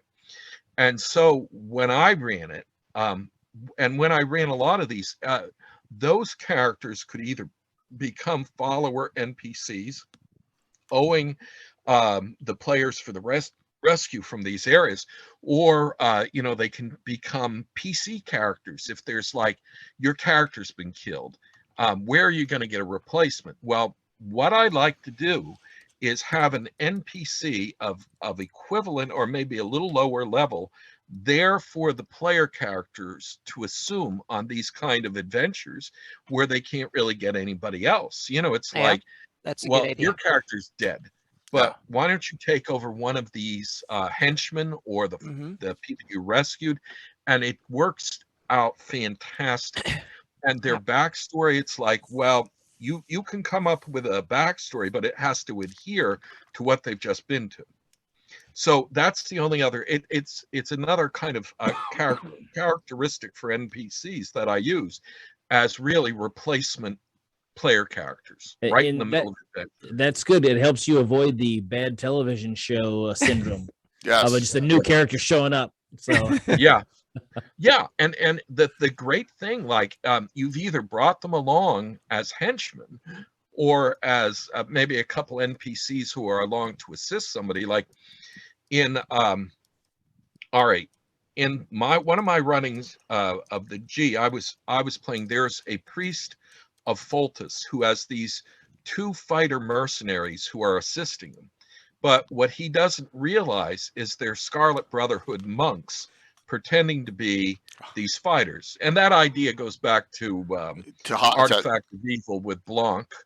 I thought it went back to Keep on the Borderlands too, where you had those 2 that were right. Oh, it may have, but I just Hamlet has that. Hamlet, that's it. Hamlet, the monk and the Taruko. Yeah. So the big anyway, it just that is I think it's a different enough use of an NPC, but it really does, like Tim was saying, it keeps you from, you walk around a corner and this guy's there sitting waiting for you in the path. No, you've gotten this replacement either from the henchmen or from these prisoners that you run into. And at the end of, I wrote a book on G1, and at the end of it, they encounter these dwarves who were captured by the Hill Giants. And when the players rescue them, then you have a choice between, a very powerful cleric or a very powerful fighter. And, I tried to mix it up where you'd get different character classes, different races, whatever was fitting. And it works out so well to have them there without having to summon them up. And, just to replace casualties, because I don't think I've ever run an adventure where there isn't a character death within 3-4 sessions. It's just, back with first edition, you were running on empty a lot of times, no spells, down on your hit points, and having to make, decisions to go into battle much weakened and, where the dice fall. So run away. Yeah, that was always, that runaway was a survival characteristic. Yeah. I believe I'm the only player, at least with Jay, that tell me this is true. who actually had a character actively run and flee. It doesn't happen that often. You think it would happen more. Right, but That's yeah. Without a fear, without being feared. without being feared. Yeah. And who is it? It happened Fang. with Fang. It Fang. happened with a dragon, and it happened with some illusionist. And every time he ran, he actually ended up saving the party. Yeah, the barbarian with 6 intelligence. He had 5, and he ate an egg of reason. Now he has 6. And so when he saw he saw something crazy, he would run. Because it fit his character. He sees some big, high-powered super magic stuff. He's like, "Oh no!" Yeah, and that is something that I think I want to emphasize a lot on, especially new DMs and stuff. You need to.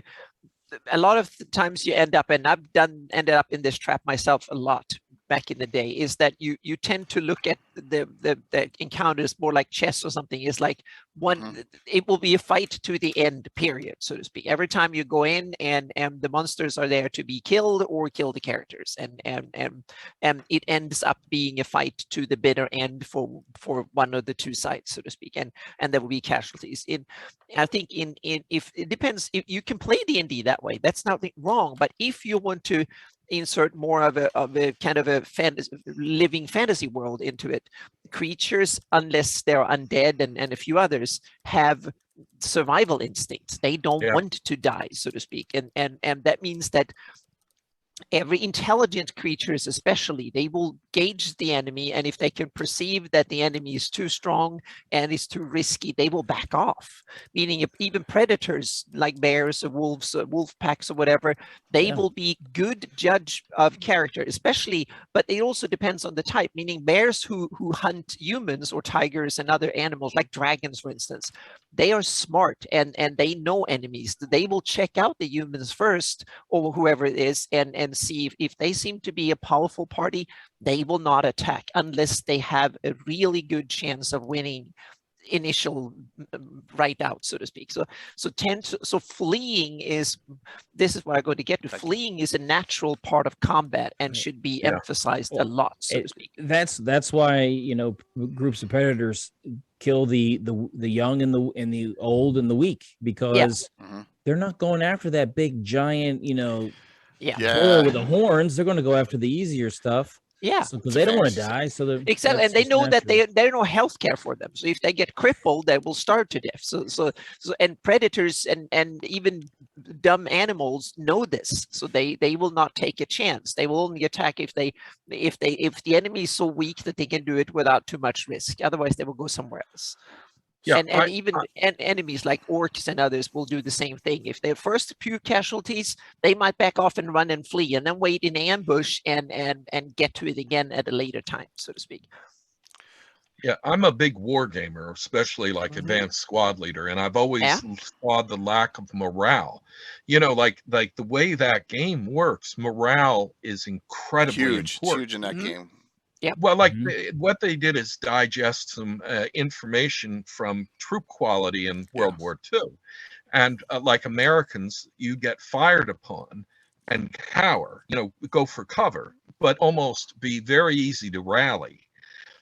Whereas like British would have very high morale, but once they broke, that was it. Lots of them were broken. Yeah. And the Russians, they would shatter, but they'd also have a chance of going berserk and then charging the lines with bayonets. It was just, everything had a different quality. So what I do is I give the monsters a morale, but I don't give it to the heroes. Yeah, the heroes, they break if they want to, like, Tim's character broke because it made sense to them. But I don't give them, unless they're like feared or something, they choose to run. Yeah. But what I do with monsters is give them morale. So if they lose, and I just basically distill some of the AS rules. Yep. I agree 100%. Welcome. Yep. I think it's great. Hi, Kayla and company. Hey, Kayla, Tom Miller's wife. Hope you had a great game. As please, if you haven't followed Kayla, Tom Miller's wife, please do now. So we got a monster show going on here tonight.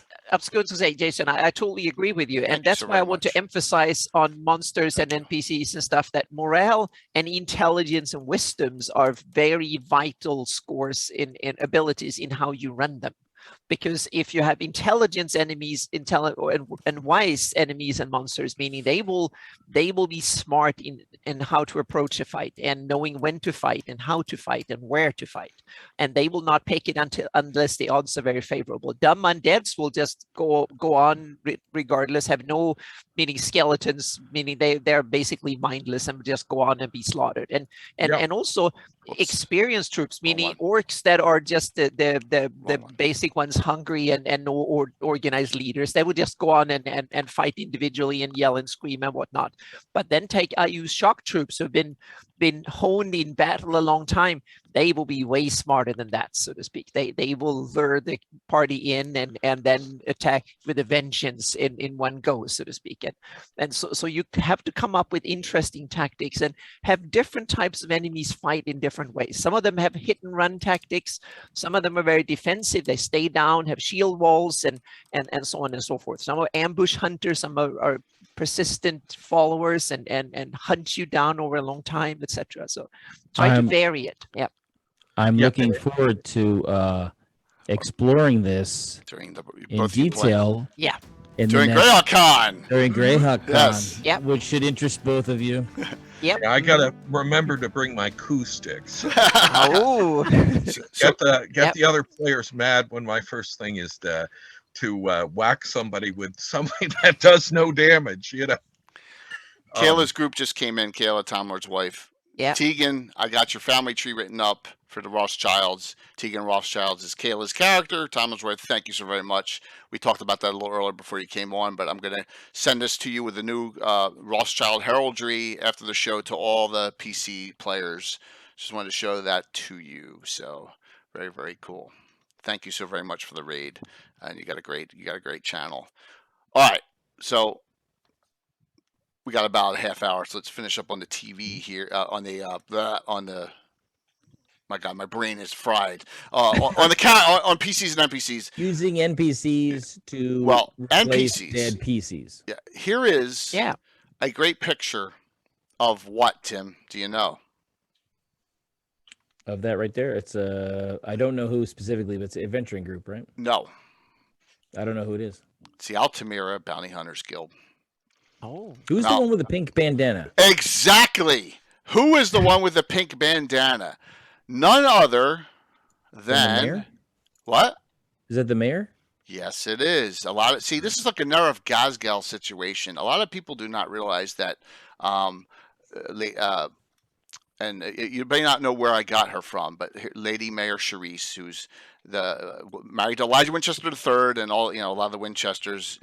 The mayor, she's been the mayor since day one of. She'll choke you out. Of Altamira, is a grand mistress, grandmother of bounty hunters in my campaign.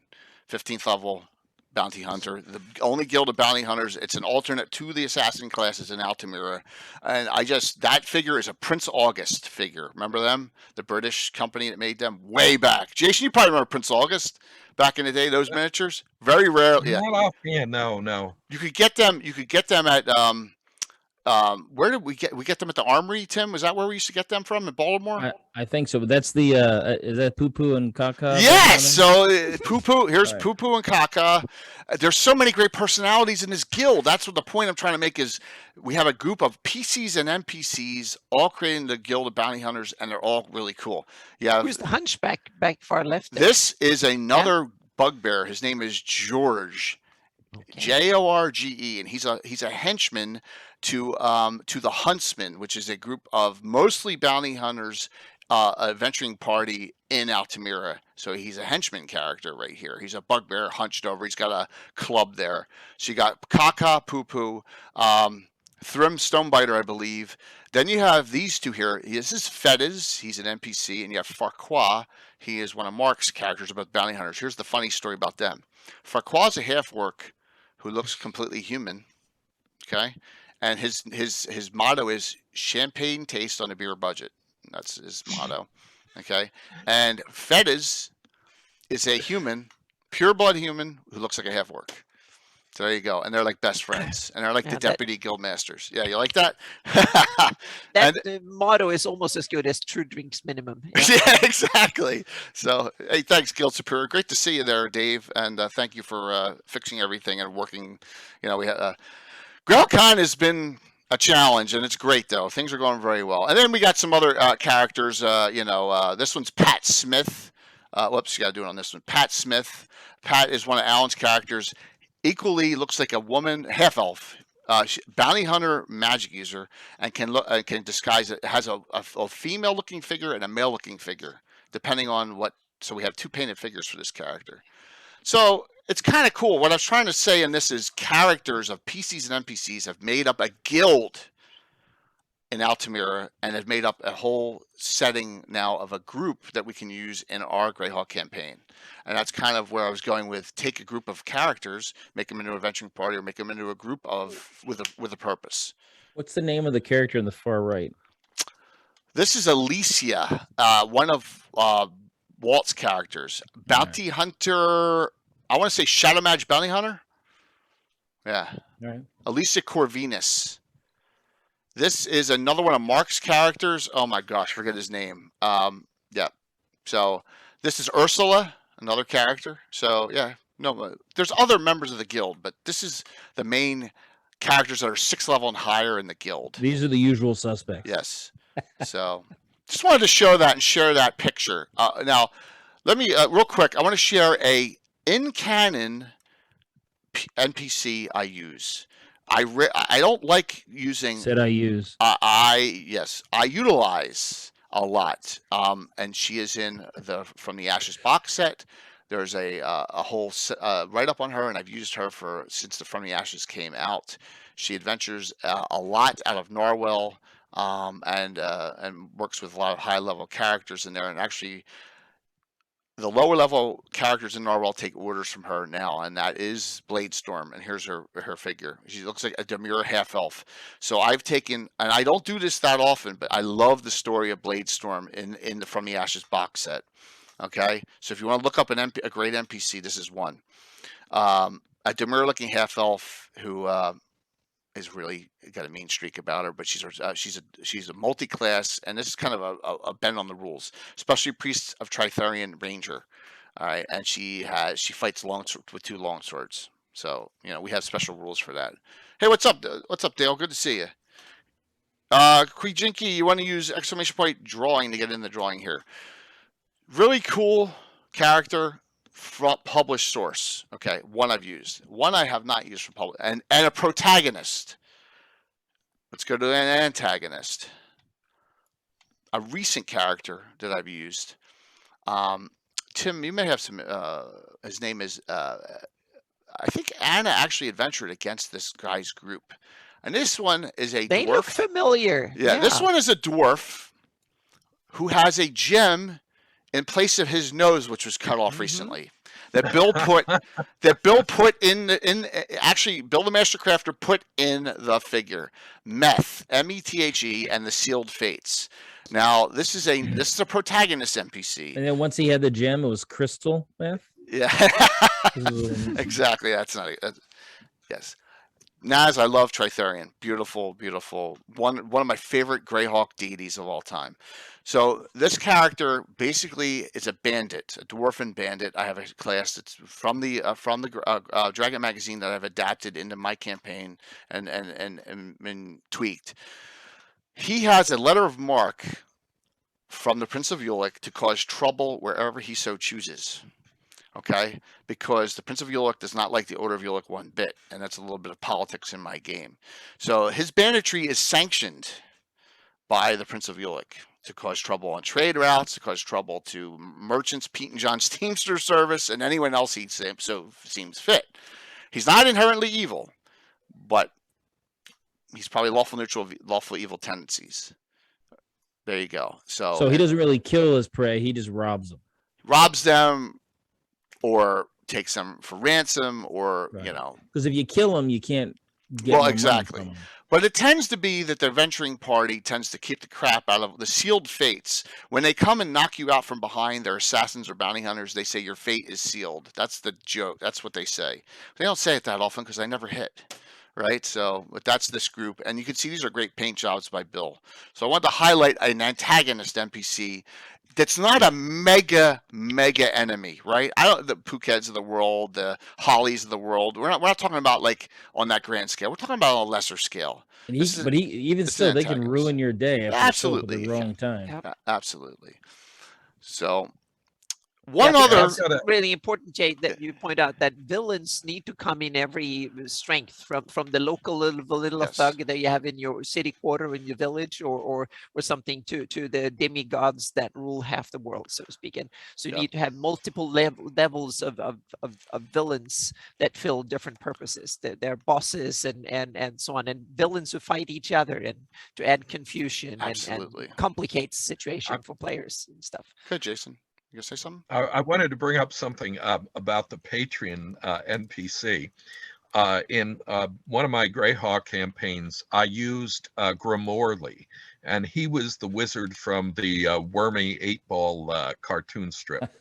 And what he Awesome. does, he backs the players to go find things. But what is he away from Greyhawk? But what he doesn't tell them is he's actually robbing from anybody who has something that Grimorley wants.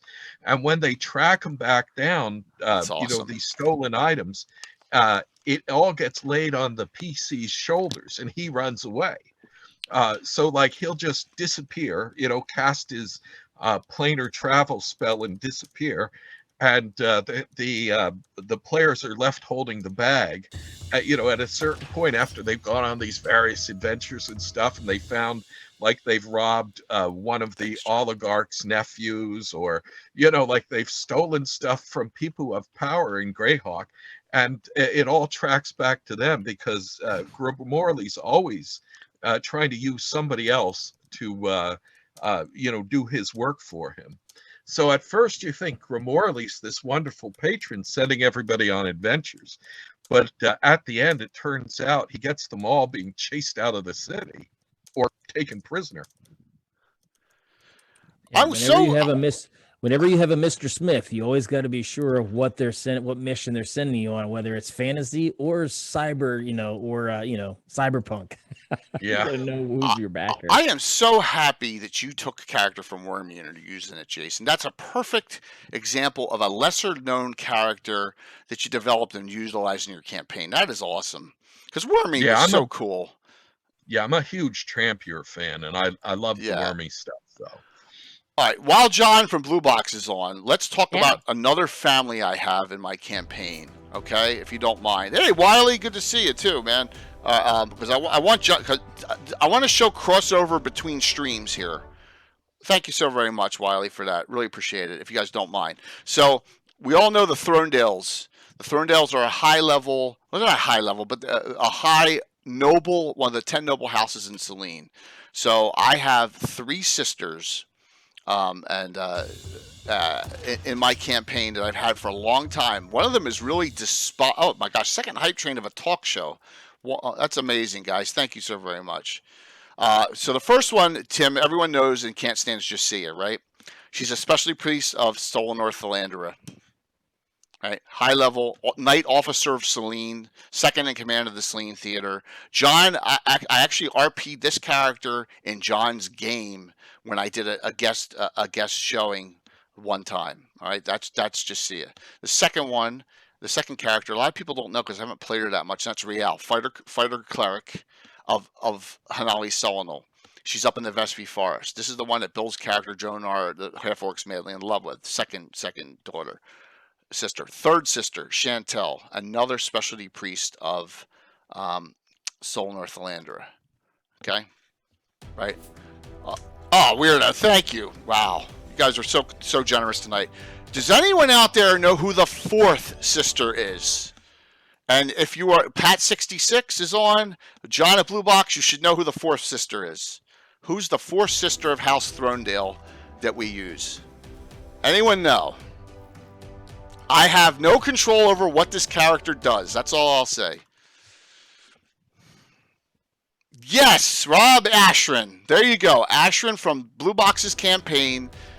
That's exactly it. Ashrin is the fourth and youngest sister of this group. So note, we've taken... And the mega villain behind the scenes of all that's gone down there. Well, you think she's an NPC? Oh, it's okay, Tino. Ash, but no, you're thinking of the real baddie, which they just killed off, right? So, yes, lies, absolutely. So Ashrin's the fourth. So I wanted to show where John and I have collaborated and taken House Thronedale, which I have. We have Heraldry for, and they're very active in my world, in my campaign, in this area of Selene. Okay, and here's the Thronedale estate that they come from, right here. All right. And we tied in the NPC that they're going to use in John's campaign as the fourth sister. That way we can cross over. We can, and once again, we're breathing life in the Greyhawk. And I just wanted to bring that up as John was coming on. It was a perfect time to discuss that. So, wow, we've gone through. This is crazy. 2 hype trains during a talk show. Very insane. So our characters use it. That host shows it.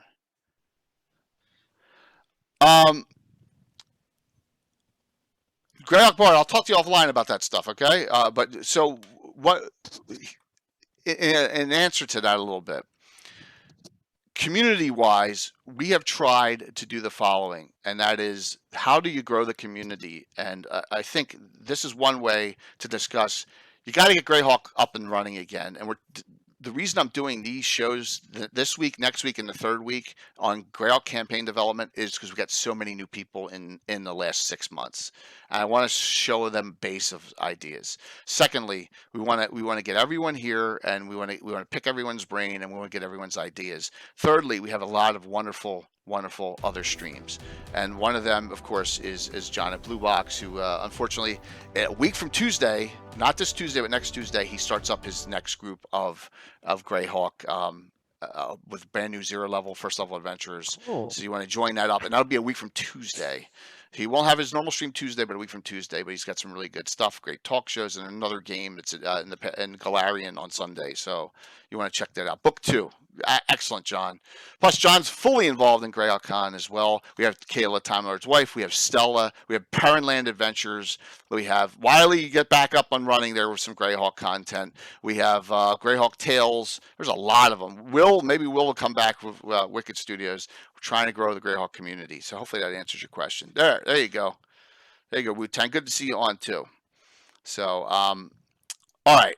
Why don't we? We got 150 people on tonight. That's wonderful. Yeah. Thank you so very much. Why don't we tie this all together? We did start at 7 tonight. Started a little earlier, and it actually worked. So Greyhawk rocks. I agree 100%. And we may run a little late tonight, which is okay because we'll probably go to our normal time. Why don't we tie this up on what we're trying to convey here on characters? Anna, you want to start us off on that, on the whole discussion tonight? Yeah, first I want Greyhawk. to say a little disclaimer that might go contrary to us babbling about Greyhawk and loving the setting, is that you don't need to be a super expert. You don't need to know everything about the setting and do what I done. Meaning I played I played for decades in this, and it's basically half my job is to study Greyhawk stuff. That's why I love to take NPCs and develop them take your little corner, put something you like there, and work from there, and then integrate it as you get to know it, so to speak. And if you don't like something, change it. It's your version of Greyhawk. So don't worry if you don't like certain things, then change it. And I think everyone who runs games and stuff in adventures in Greyhawk changed something. Some people changed a lot, and some people changed very little, so to speak. And some people, like Jason, loves the really old stuff and then have ignored. That's the other way. Don't change it. You ignore certain things and so on. So don't be worried. You don't need to be a super expert just to have fun and dive into the setting, so to speak. And also the setting doesn't need, some people love, like me, you love to have a sandbox that the setting is basically everything. Some people like to have it more like an interesting backdrop to the adventure. Correct. So to speak. And you can go both ways. It's a continuum from one to the other, so to speak. So that was, I wanted to have that in there so we don't discourage anyone from wanting to try out Greyhawk. So. I know, and I'm not picking on anyone. I'm just using this as an example, Scott. But Wiley said to me he was intimidated by worrying about the cannon. I said, "Don't worry about it. No. Don't worry about it." Go, Jason. You know, this all starts with a 32-page booklet, and then the box set, and that's all we had for 5 years. You know, and so we were kind of forced to do this, but there is no wrong way to run a Greyhawk campaign, none whatsoever. Even if you don't like what you see, it might encourage you to create what you like.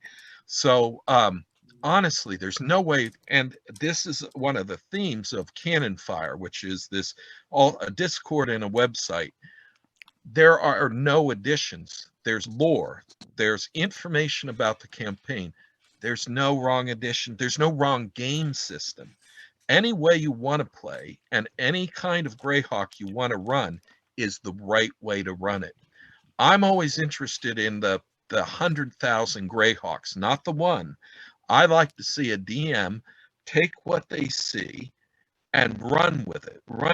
I've run 4 major campaigns in the last 41 years. And this time out, I'm there to have fun. I have a giant spaceship that's the Moon Selene. I have, I've Cthulhu Hawk. Around, I've added a lot of Cthulhu Hawk. I've added a lot of Lovecraft mythos to it. Blackmoor is an alteration of the Finnish mythology, where all these people coming from space are like the various heroes and deities, mostly heroes and villains of the Finnish, with Lovecraft thrown in, because right above them, I have the Plain of Lang. Now, there's just no way to have fun with it. And I've run 3 very straight-laced campaigns. I'm just throwing the kitchen sink in and having a lot of fun this time. You don't have to use anything. You don't have to use it from me. You don't have to use it from Gygax. You don't have to use it from Sargent. But get inspired. Get inspired by what you see, what you read, and have fun with it. And that is the only rule. There's no wrong way to do it. By the way, you do have to use my stuff. I'm kidding. That was a joke. It's just a joke. Dry sense of humor joke. I know. Well, with the little bit that I was doing with the Rovers, I changed it to my flavor that I would prefer. See you, David. So. Yeah, and it's fantastically successful. I mean, we have streams where you're on at we're on early in the morning on a Saturday, and we're the top stream D&D. I mean, my gosh, Tim, think about that. And you get to see Tim DM again, the high level barbarians and his Rovers of the Baron campaign. The Dark Hand, the ever expanding Dark Hand. Yes, yeah. And it is. We all want to have some fun here, and that's it. Make Greyhawk your own. Do not worry about the canon. But if you want to honor it, you go on Cannon Fire, or you go on Greyhawk Online, or you whisper me, or you Discord me, or you Discord Jason, or you talk to Anna, or whoever you know, or you ask in general chat somewhere for some advice on some ideas, and we're here. We're here to assist you. That's that's what I want to say on this discussion, is that we are here to help, and that's why I figured it was time. I came off vacation, time to hit the reset button on the Gabbins, start from scratch, and talk about developing the campaigns.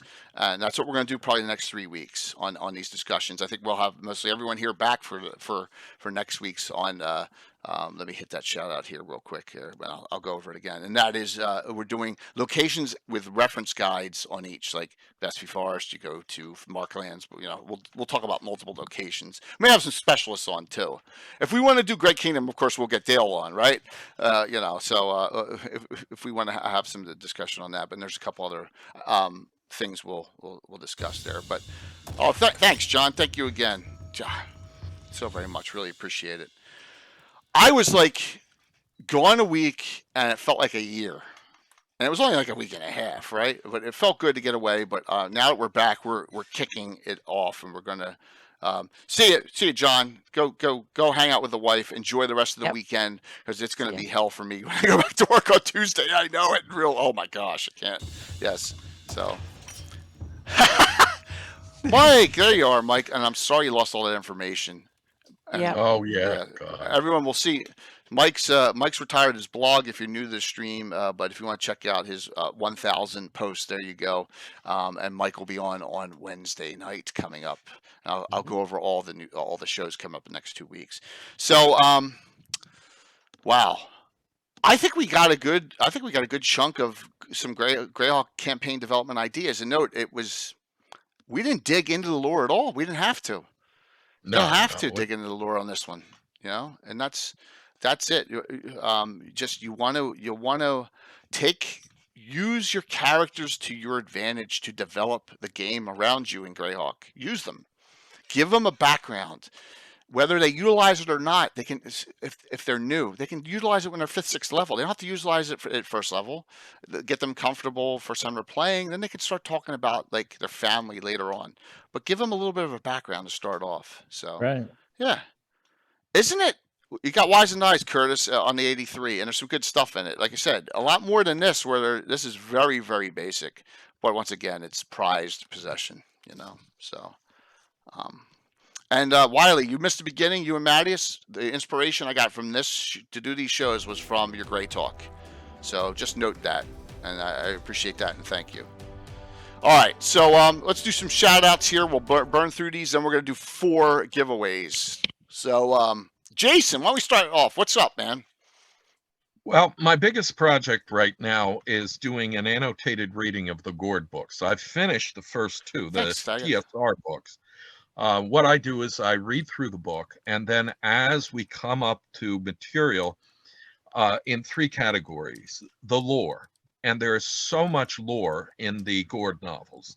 And then Gygax also like to give examples of how role-playing things would work. So he'll give detailed descriptions that you could just cut right out. Like, for example, there's a scene in a tavern, and he has a 1.5 pages just about the food that makes you hungry by the time you've read it through.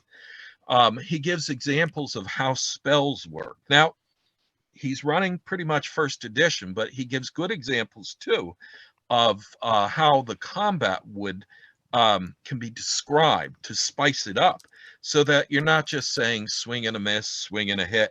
He's giving you how to do that, but to really turn it into something a little more special. And then finally, he's telling a story.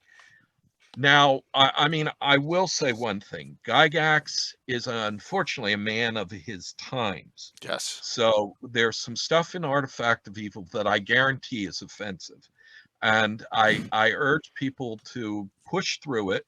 I definitely do not defend him, but I would say there's a great quality of stuff in these books. But, it was written 85, 87, and Gygax himself was born in the 1940s. So, but that's my main project, is to sift through the Gord books, take out, like, for example, I could probably read a book in about 7-8 hours, but the very first Saga of Old City is 45 hours worth of commentary. So, that just tells you, but there was a ton of material that we got out of that. Then my next project is I am trying to, it's just a technical thing in Cannon Fire.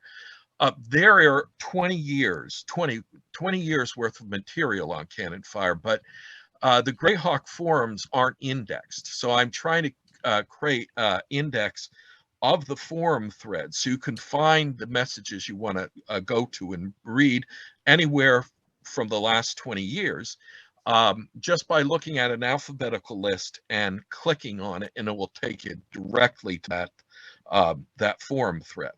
And so that's just a mechanical thing. And then I've got a lot of things now. Anna did a thing about castles, and I collect castles, so I really wanted to start doing something matching up real world castles with potential, Greyhawk locations. Yeah. There's about 1,500 castles left that aren't just complete ruins between the Middle East and Europe. It goes all the way from England out to Russia. So there's castles all over the place. There's about 1,500 extent, not palaces and not fortifications, but actual castles. So I think out of that, we can start, matching some ideas of what we could do for Greyhawk castles. Mhm. So those are the three things I'm concentrating on right now. Very, very cool. Yeah. And we're going to have you back next Sunday's discussion as well, because Excellent. location next week, and that'll be really, really excellent. So you sit tight. We're going to do 4 giveaways as soon as the shout outs are done here. We're going to do them, and then we'll raid into someone cool. So Anna, what's up? Well, it's a bunch of stuff because I haven't been on vacations. But I've been a little bit lazy a couple of days on and off. But I worked hard on for my patrons. They just received a couple of days ago the Cold Earth. So the cold version of Earth during an ice age or something too. So I have, and now I'm working on the hot Earth just to see what could be done with the planet a little bit. So it's inspirational that you can use if you want to explain certain things and tweak history backwards, or something to scare your players with that might happen in the future in your campaign. So it's inspirational to get a more depth in look at the planet itself. So the hot one is coming fairly soon. Awesome. And then I've run 4 living map streams. So and on YouTube, I chose YouTube over Twitch simply because YouTube has a higher streaming resolution. Yeah. And I don't want to work in 1080 because it becomes in Photoshop and other tools, it becomes very cramped. So I can use 1440p. So that gives me a more canvas to work on, so to speak. So that's why I chose YouTube. So that will be one next week. I think it will be fancy Friday. mapping shows next week. Oh yes, exactly. So we skip the mapping streaming next week. So good. So it gives me a week off. Boom. From that. Yep. Yes. So the mapping streaming. So we can. Yeah, it will be. We will have a little bit. I need a map. So now what?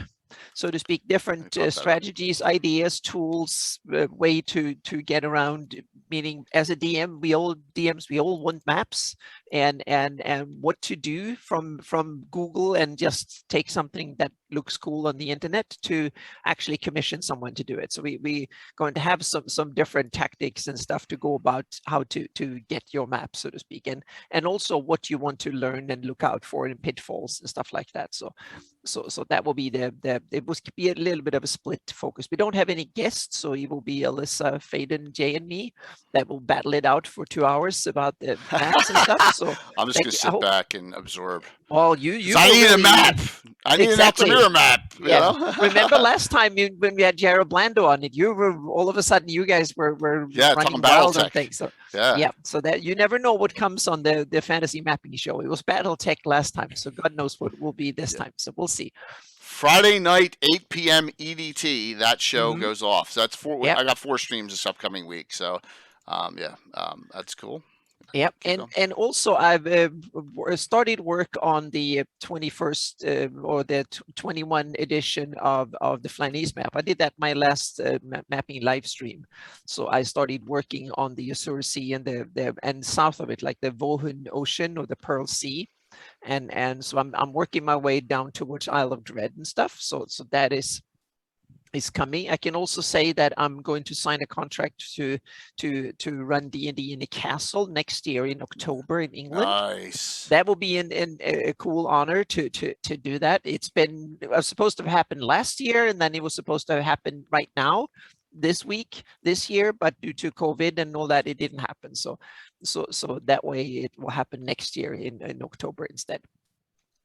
So, and then I'm also I'm going to do an overhaul on my website, and there will be a new content delivery system, so to speak. So finally, there will be hopefully an easy, comprehensive way you can actually find my content, where you can search on things. I will use Notion as the delivery tool for it, and a few of my patrons have tested it, and it seems to work rather well. So I'm starting to put a backlog of everything, all the old versions, all the heraldry, and all the indexes and stuff like that. It will be indexed, so you can search for shield lands, and you find all the maps with shield lands on it, etc. And you can search for collections. I want all the maps from this year. I want all the maps that belong to this collection, and you can get them, and so on and so forth. So that will be kind of put up there. So I'm working on that. It's a lot more work than most people realize to dig into it, so to speak. So I've dug up some old hard drives and found the old stuff, and people keep asking me and stuff. So and the other thing is that the 598 map will get some love this time too, and will be Sure. updated to the same standard as the 576 map. So that's coming. And then I have one thing that I'm thinking, this is not, I haven't decided yet, but I'm going to start talking about it a little bit to gauge the interest, because I often get to say, meaning what I've done for Jay and I've done for John at Blue Box and a few others, meaning they have their own version of my map. And some people actually use Illustrator and just download my Illustrator file and run their own version. But some people don't have the graphical skills. They don't want to invest in Illustrator, and they don't have a powerful computer enough to do stuff like this. So I was thinking that for people who are, or maybe just lazy, they want me to do it. So I was thinking that I'm going to see if I can have a Patreon tier for a few. This will be a select, only few. I'm going to start with 5 people that can pledge somewhere around $30 a month, and then there will be, I can do a monthly update. We can have a Skype or a Zoom call or Discord or something for a few hours and go over the changes they want to have made, and have their own version of the map and evolve it, so to speak, with a monthly update. And monthly update. Yeah, a monthly update. Yes, a monthly update for a couple of hours every month. We can do it, either discuss it or send me a note, say that, oh, that village is now a ruin, or add these 5 templates or settlements or something like that. Awesome. It will not be a major thing, meaning we're talking a few hours per month. So it needs to be fit in that time scale, so to speak. That's why I can't have unlimited amount of people doing this. So I think I'm going to start with 5 and then see how that works out, so to speak, or maybe even 3. We'll see. So depending on my general workload, so to speak. But I think that might be, and see what the interest is, so to speak, to get to that. So yeah. Awesome. And there might also be an opening in my campaign. We'll see, because I have 2 players that had to leave the campaign, unfortunately. One due to personal kind of problems a little bit, and the other one was scheduling conflicts and stuff like that. So we'll see if we can replace with one. So we'll see. Yeah. Very, very cool. Anna, thank you. And we'll see Anna again on Wednesday night, and I'll go over that in a second. And Tim, what's up? Well, I feel like I need a nap after listening to all that work. I'm sorry. So I am basically just working on Between a Rock and a Hard Place for the ROC. Yes, that's the rock. Yeah, between for Greyhawk Con. And I've gone ahead and done it, and I've started the customizing of figures for each of the characters in the Dark Hand. Sweet. Wow. So I will have miniatures, at least to convey some of the tactical information, because it may get a little complicated. Just saying. Yeah, but why are you going to create figures for characters you're going to kill off in 5 minutes? Just kidding. Well, you never know. I don't know how long it'll take him to die, but that's awesome. Jay made fun of me because he said my adventures are too easy. Yes. So Thank I'm you, like, Jay. okay. Hey, and I hear it too. I go, oh, you don't ever kill anyone off. If you watched before I went on vacation, I killed 2 characters off and messed up a third one pretty badly on that Thursday night. So, yeah, it happens. I don't try to. I allow them to mess themselves up if they choose to. It happens. Sometimes it happens. They were so good that they've never messed themselves up. So, any of you who are new to the stream, please note the following. This is Tim's head, and you see what it says. Tim loves a good critical, and there you go. That's Just right. note that. And then my last thing is of course putting together Duncan Jousley's collection of adverts and announcements. Yes. Please relate it to that. Yep. Please relate it to Greyhawk and send it in. And Tim, it's going to be fun during the Grand Melee. Trust me, I have some grudge matches set already. All right. I have some VIP guests coming already. I'm and- also going to make some yeah, scorn it's gonna be announcements for any of the players that I know who did not submit something. So if they don't submit something, the character they're going to play is going to get some scornful announcements about them, some scandalous information exposing them. So Skagith, yes, Skagith and Rethix, you guys may want to maybe, I know Skagith DM'd it. You may want to play in Oranier's game from Belgium this year. It's at 4 a.m. Central Time, so it's like 10 a.m. your time. Josh, do me a favor, please link Oranier's game, Murder in Elmshire, up in the chat, please, just to show them that we got a European game going on that Saturday. All right, let's see if he's listening. He's probably not listening. So, I do love a good crit. Yes, you do love a good crit. All right, so I'll go through my stuff real quick, then we'll do the 4 giveaways. All right. Thank you for a great show, and thank you for wonderful support me coming back. I feel real welcome, and I love the community. So let's start out with Wednesday night. Oh, let me go to the other screen. It'll be so much easier. Other screen will make it easy for me. I can just pop, pop, pop, pop, pop. Hey, Mandy. Speaking of another player, DM, Mandy, good to see you. I hope your move's going well. Monster Talk. We haven't done the original Monster Manual. Myself, Greyhawk, Mike, and Anna, we were going to talk about monsters in the original Monster Manual. Yes. Can't wait. It's going to be awesome. There's some really cool monsters in there that a lot of people don't know about. So we will, that'll be on Legends and Lore Wednesday. The Wednesday after, I'm jumping ahead. The next Legends and Lore will be the Wednesday after. Migrations, Wednesday, September 15th. All human races, demi-humans, humanoids, whatever we can do, David Leonard will be joining us for that one. So that will be in 2 Wednesdays. All right, so we have that going on. For next week on Thursday night, I get back into the swing of things. I'm tying these adventures in with the Mike Disney group. This is Tim will like the adventure name, To Sweep and Clear.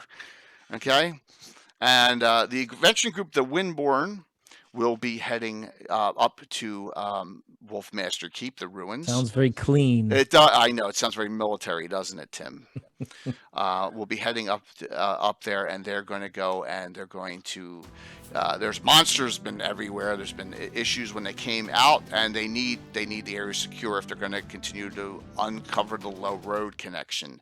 So this group's going to go up. It's a 2-weeker. It'll run right into our next Saturday night special, which is that Saturday, Anna, the 18th. Okay, Yep. Into the Darkness will be the next Mike Disney Skarn group. We have Mike Disney himself, who's at ReaperCon, Taryn, who's at ReaperCon, playing Ella. We have the Monty Hall, which is Cassandra. She'll be playing her character Am Deer. The sculptor, Christine Van Patten, who makes Reaper sculpts for miniatures, sculpts for Reaper, and her husband will be playing. I think I've seen if Kale is in, and Anna, and that'll be our group. Stella will be at Gen Con, so Stella will not be in on this game. So that'll be a fun one. That'll be our next Saturday night special. And that's as far out as I've gotten on streams. But then what's up for Gabbin next week?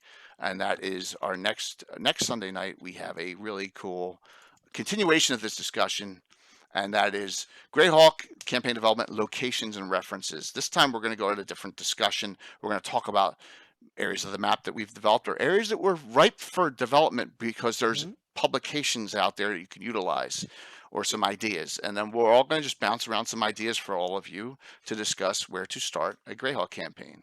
And that'll be next week. One last thing, and that is GreyhawkCon. Things are moving along very well, and I've showed it multiple times. I'll show it one more time tonight, and that is I got the original. Why didn't that come up? Don't you hate it when the plan doesn't come together here? All right, so this is the artwork. This is the Return of the Motorhouse artwork that we have that is on the shirts. And here is the original artwork from Carson Drew it. I'm going to get it framed up. This is going in either in the downstairs gaming room or right on the back wall here. I haven't decided where, but I'm going to cherish this. It's a wonderful piece of artwork from Carson, and Maybe I'll walk out with it one day. Yeah. Those T-shirts are available. If you right now, you have to be signed up for Greyhawk Con on tabletop events. Shipping is included. Continental U.S. in there. There's also Lurker's Number workout shirts as well. So return to them. Oh, don't ever say that, Antiquist. We have a lot. We're going to go on a Gabbin right before the con. There's a lot of games that need to be filled. Our men's games need to be filled from New Zealand the middle of the night. There's no signups for them. And Oranier's Tom's game. I think there's only one sign up for the Elmshire Murders, and that's like at 4 a.m. Saturday, and we're talking U.S. Central Time. Everything's in Central Time. All right. Note that things are moving along. One last tidbit, and that is, here is a sneak peek as the great arena is being built up and worked on by Bill the Master Crafter. All right, it is coming. The Grand, you know how we had the jousting. The Grand Melee Arena is being worked on. See, there's some paint jobs being done by Bill. He's working on it. He's working on getting that thing all worked up. It is coming together, and he's like, "This has a lot more detail than I thought." I was like, "Well, sorry, man. It does." Yes, he's under a time constraint. And guess what? Somebody can sponsor the building of that arena. Yes, they can. Have their name associated with the greatness of that building right there. Yes. Yeah. And here's the Duncan Jousting brochure that shows all the rules. If you want a copy of this, Tim, what is the email? The email is duncan.joustley@gmail. So DUNCAN.JOUSTLEY@gmail.com. Mandy, yours is sold out, which is awesome. And I got that all updated. Mandy's will be on her own channel, the Mandy, which is wonderful. And that is on Saturday. Saturday's a monster day. Cannot wait for the first week in October, but we got a lot to do and get through September. All right, giveaway time. 4 giveaways. Last call to sign up. Last call to sign up. Okay? 2 giveaways here and here. All right? White Plume Mountain Classic Reprint and Queen of the Demoed Pits. All right, I will ship them to the continental U.S. If you're outside, outside of that, we'll figure something out. Okay, and then also 2 digital downloads of the following, which is by Luke Gygax and Matt Everhart, and that is Shentufwi.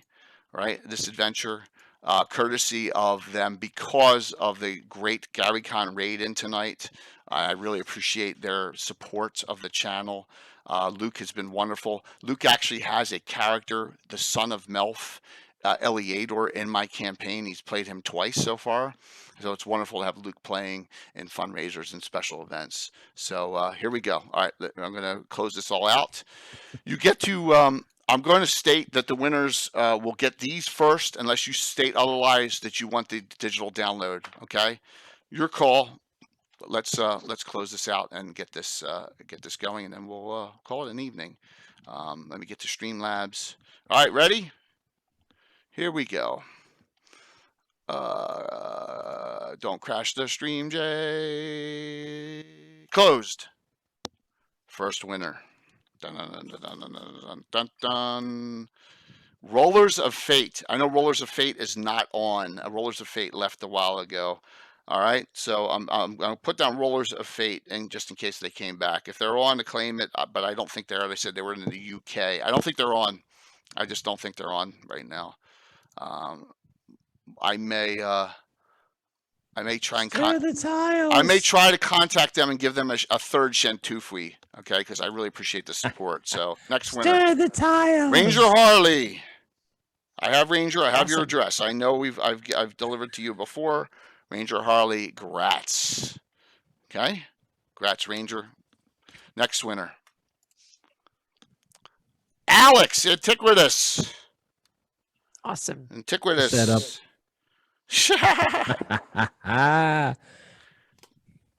Alex seems to have a lot more free time these days. Yeah, he does, which is good. Hey, school's tough, man.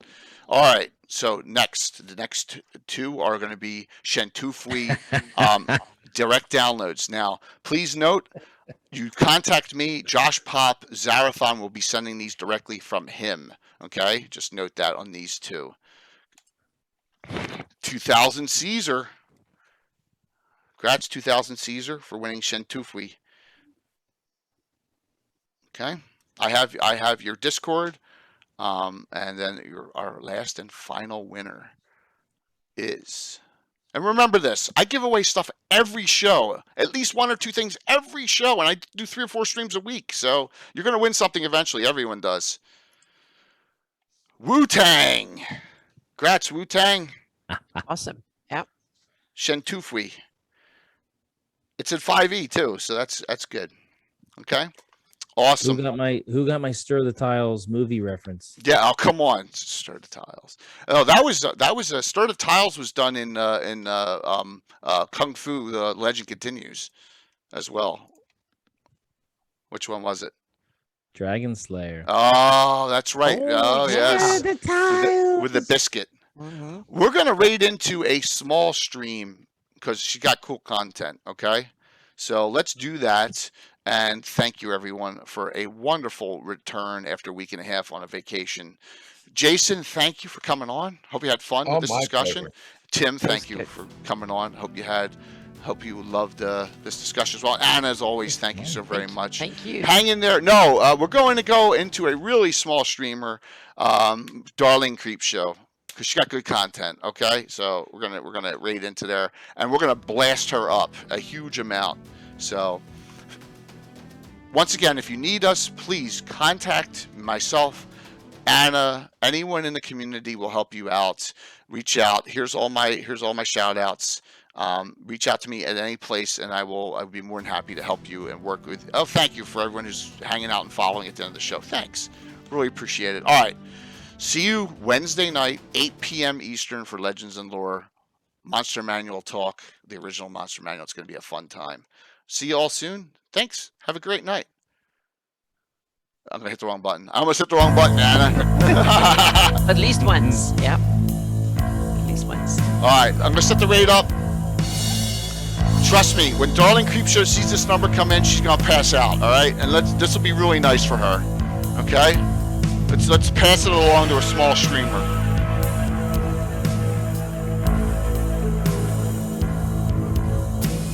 If we get over 100, that would be gold. I mean, yeah. Oh my gosh, 142. Wow. Oh my gosh. 5, 4, 3, 2, 1. Wait a little. You see the look on her face. See you all Wednesday night. Thank you. Oh my gosh, she's gonna die. She had like 2 or 3 viewers. Oh, that's awesome.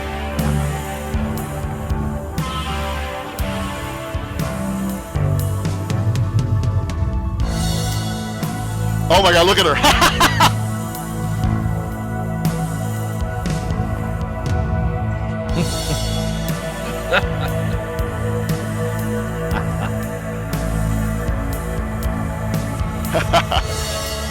that makes it worth doing.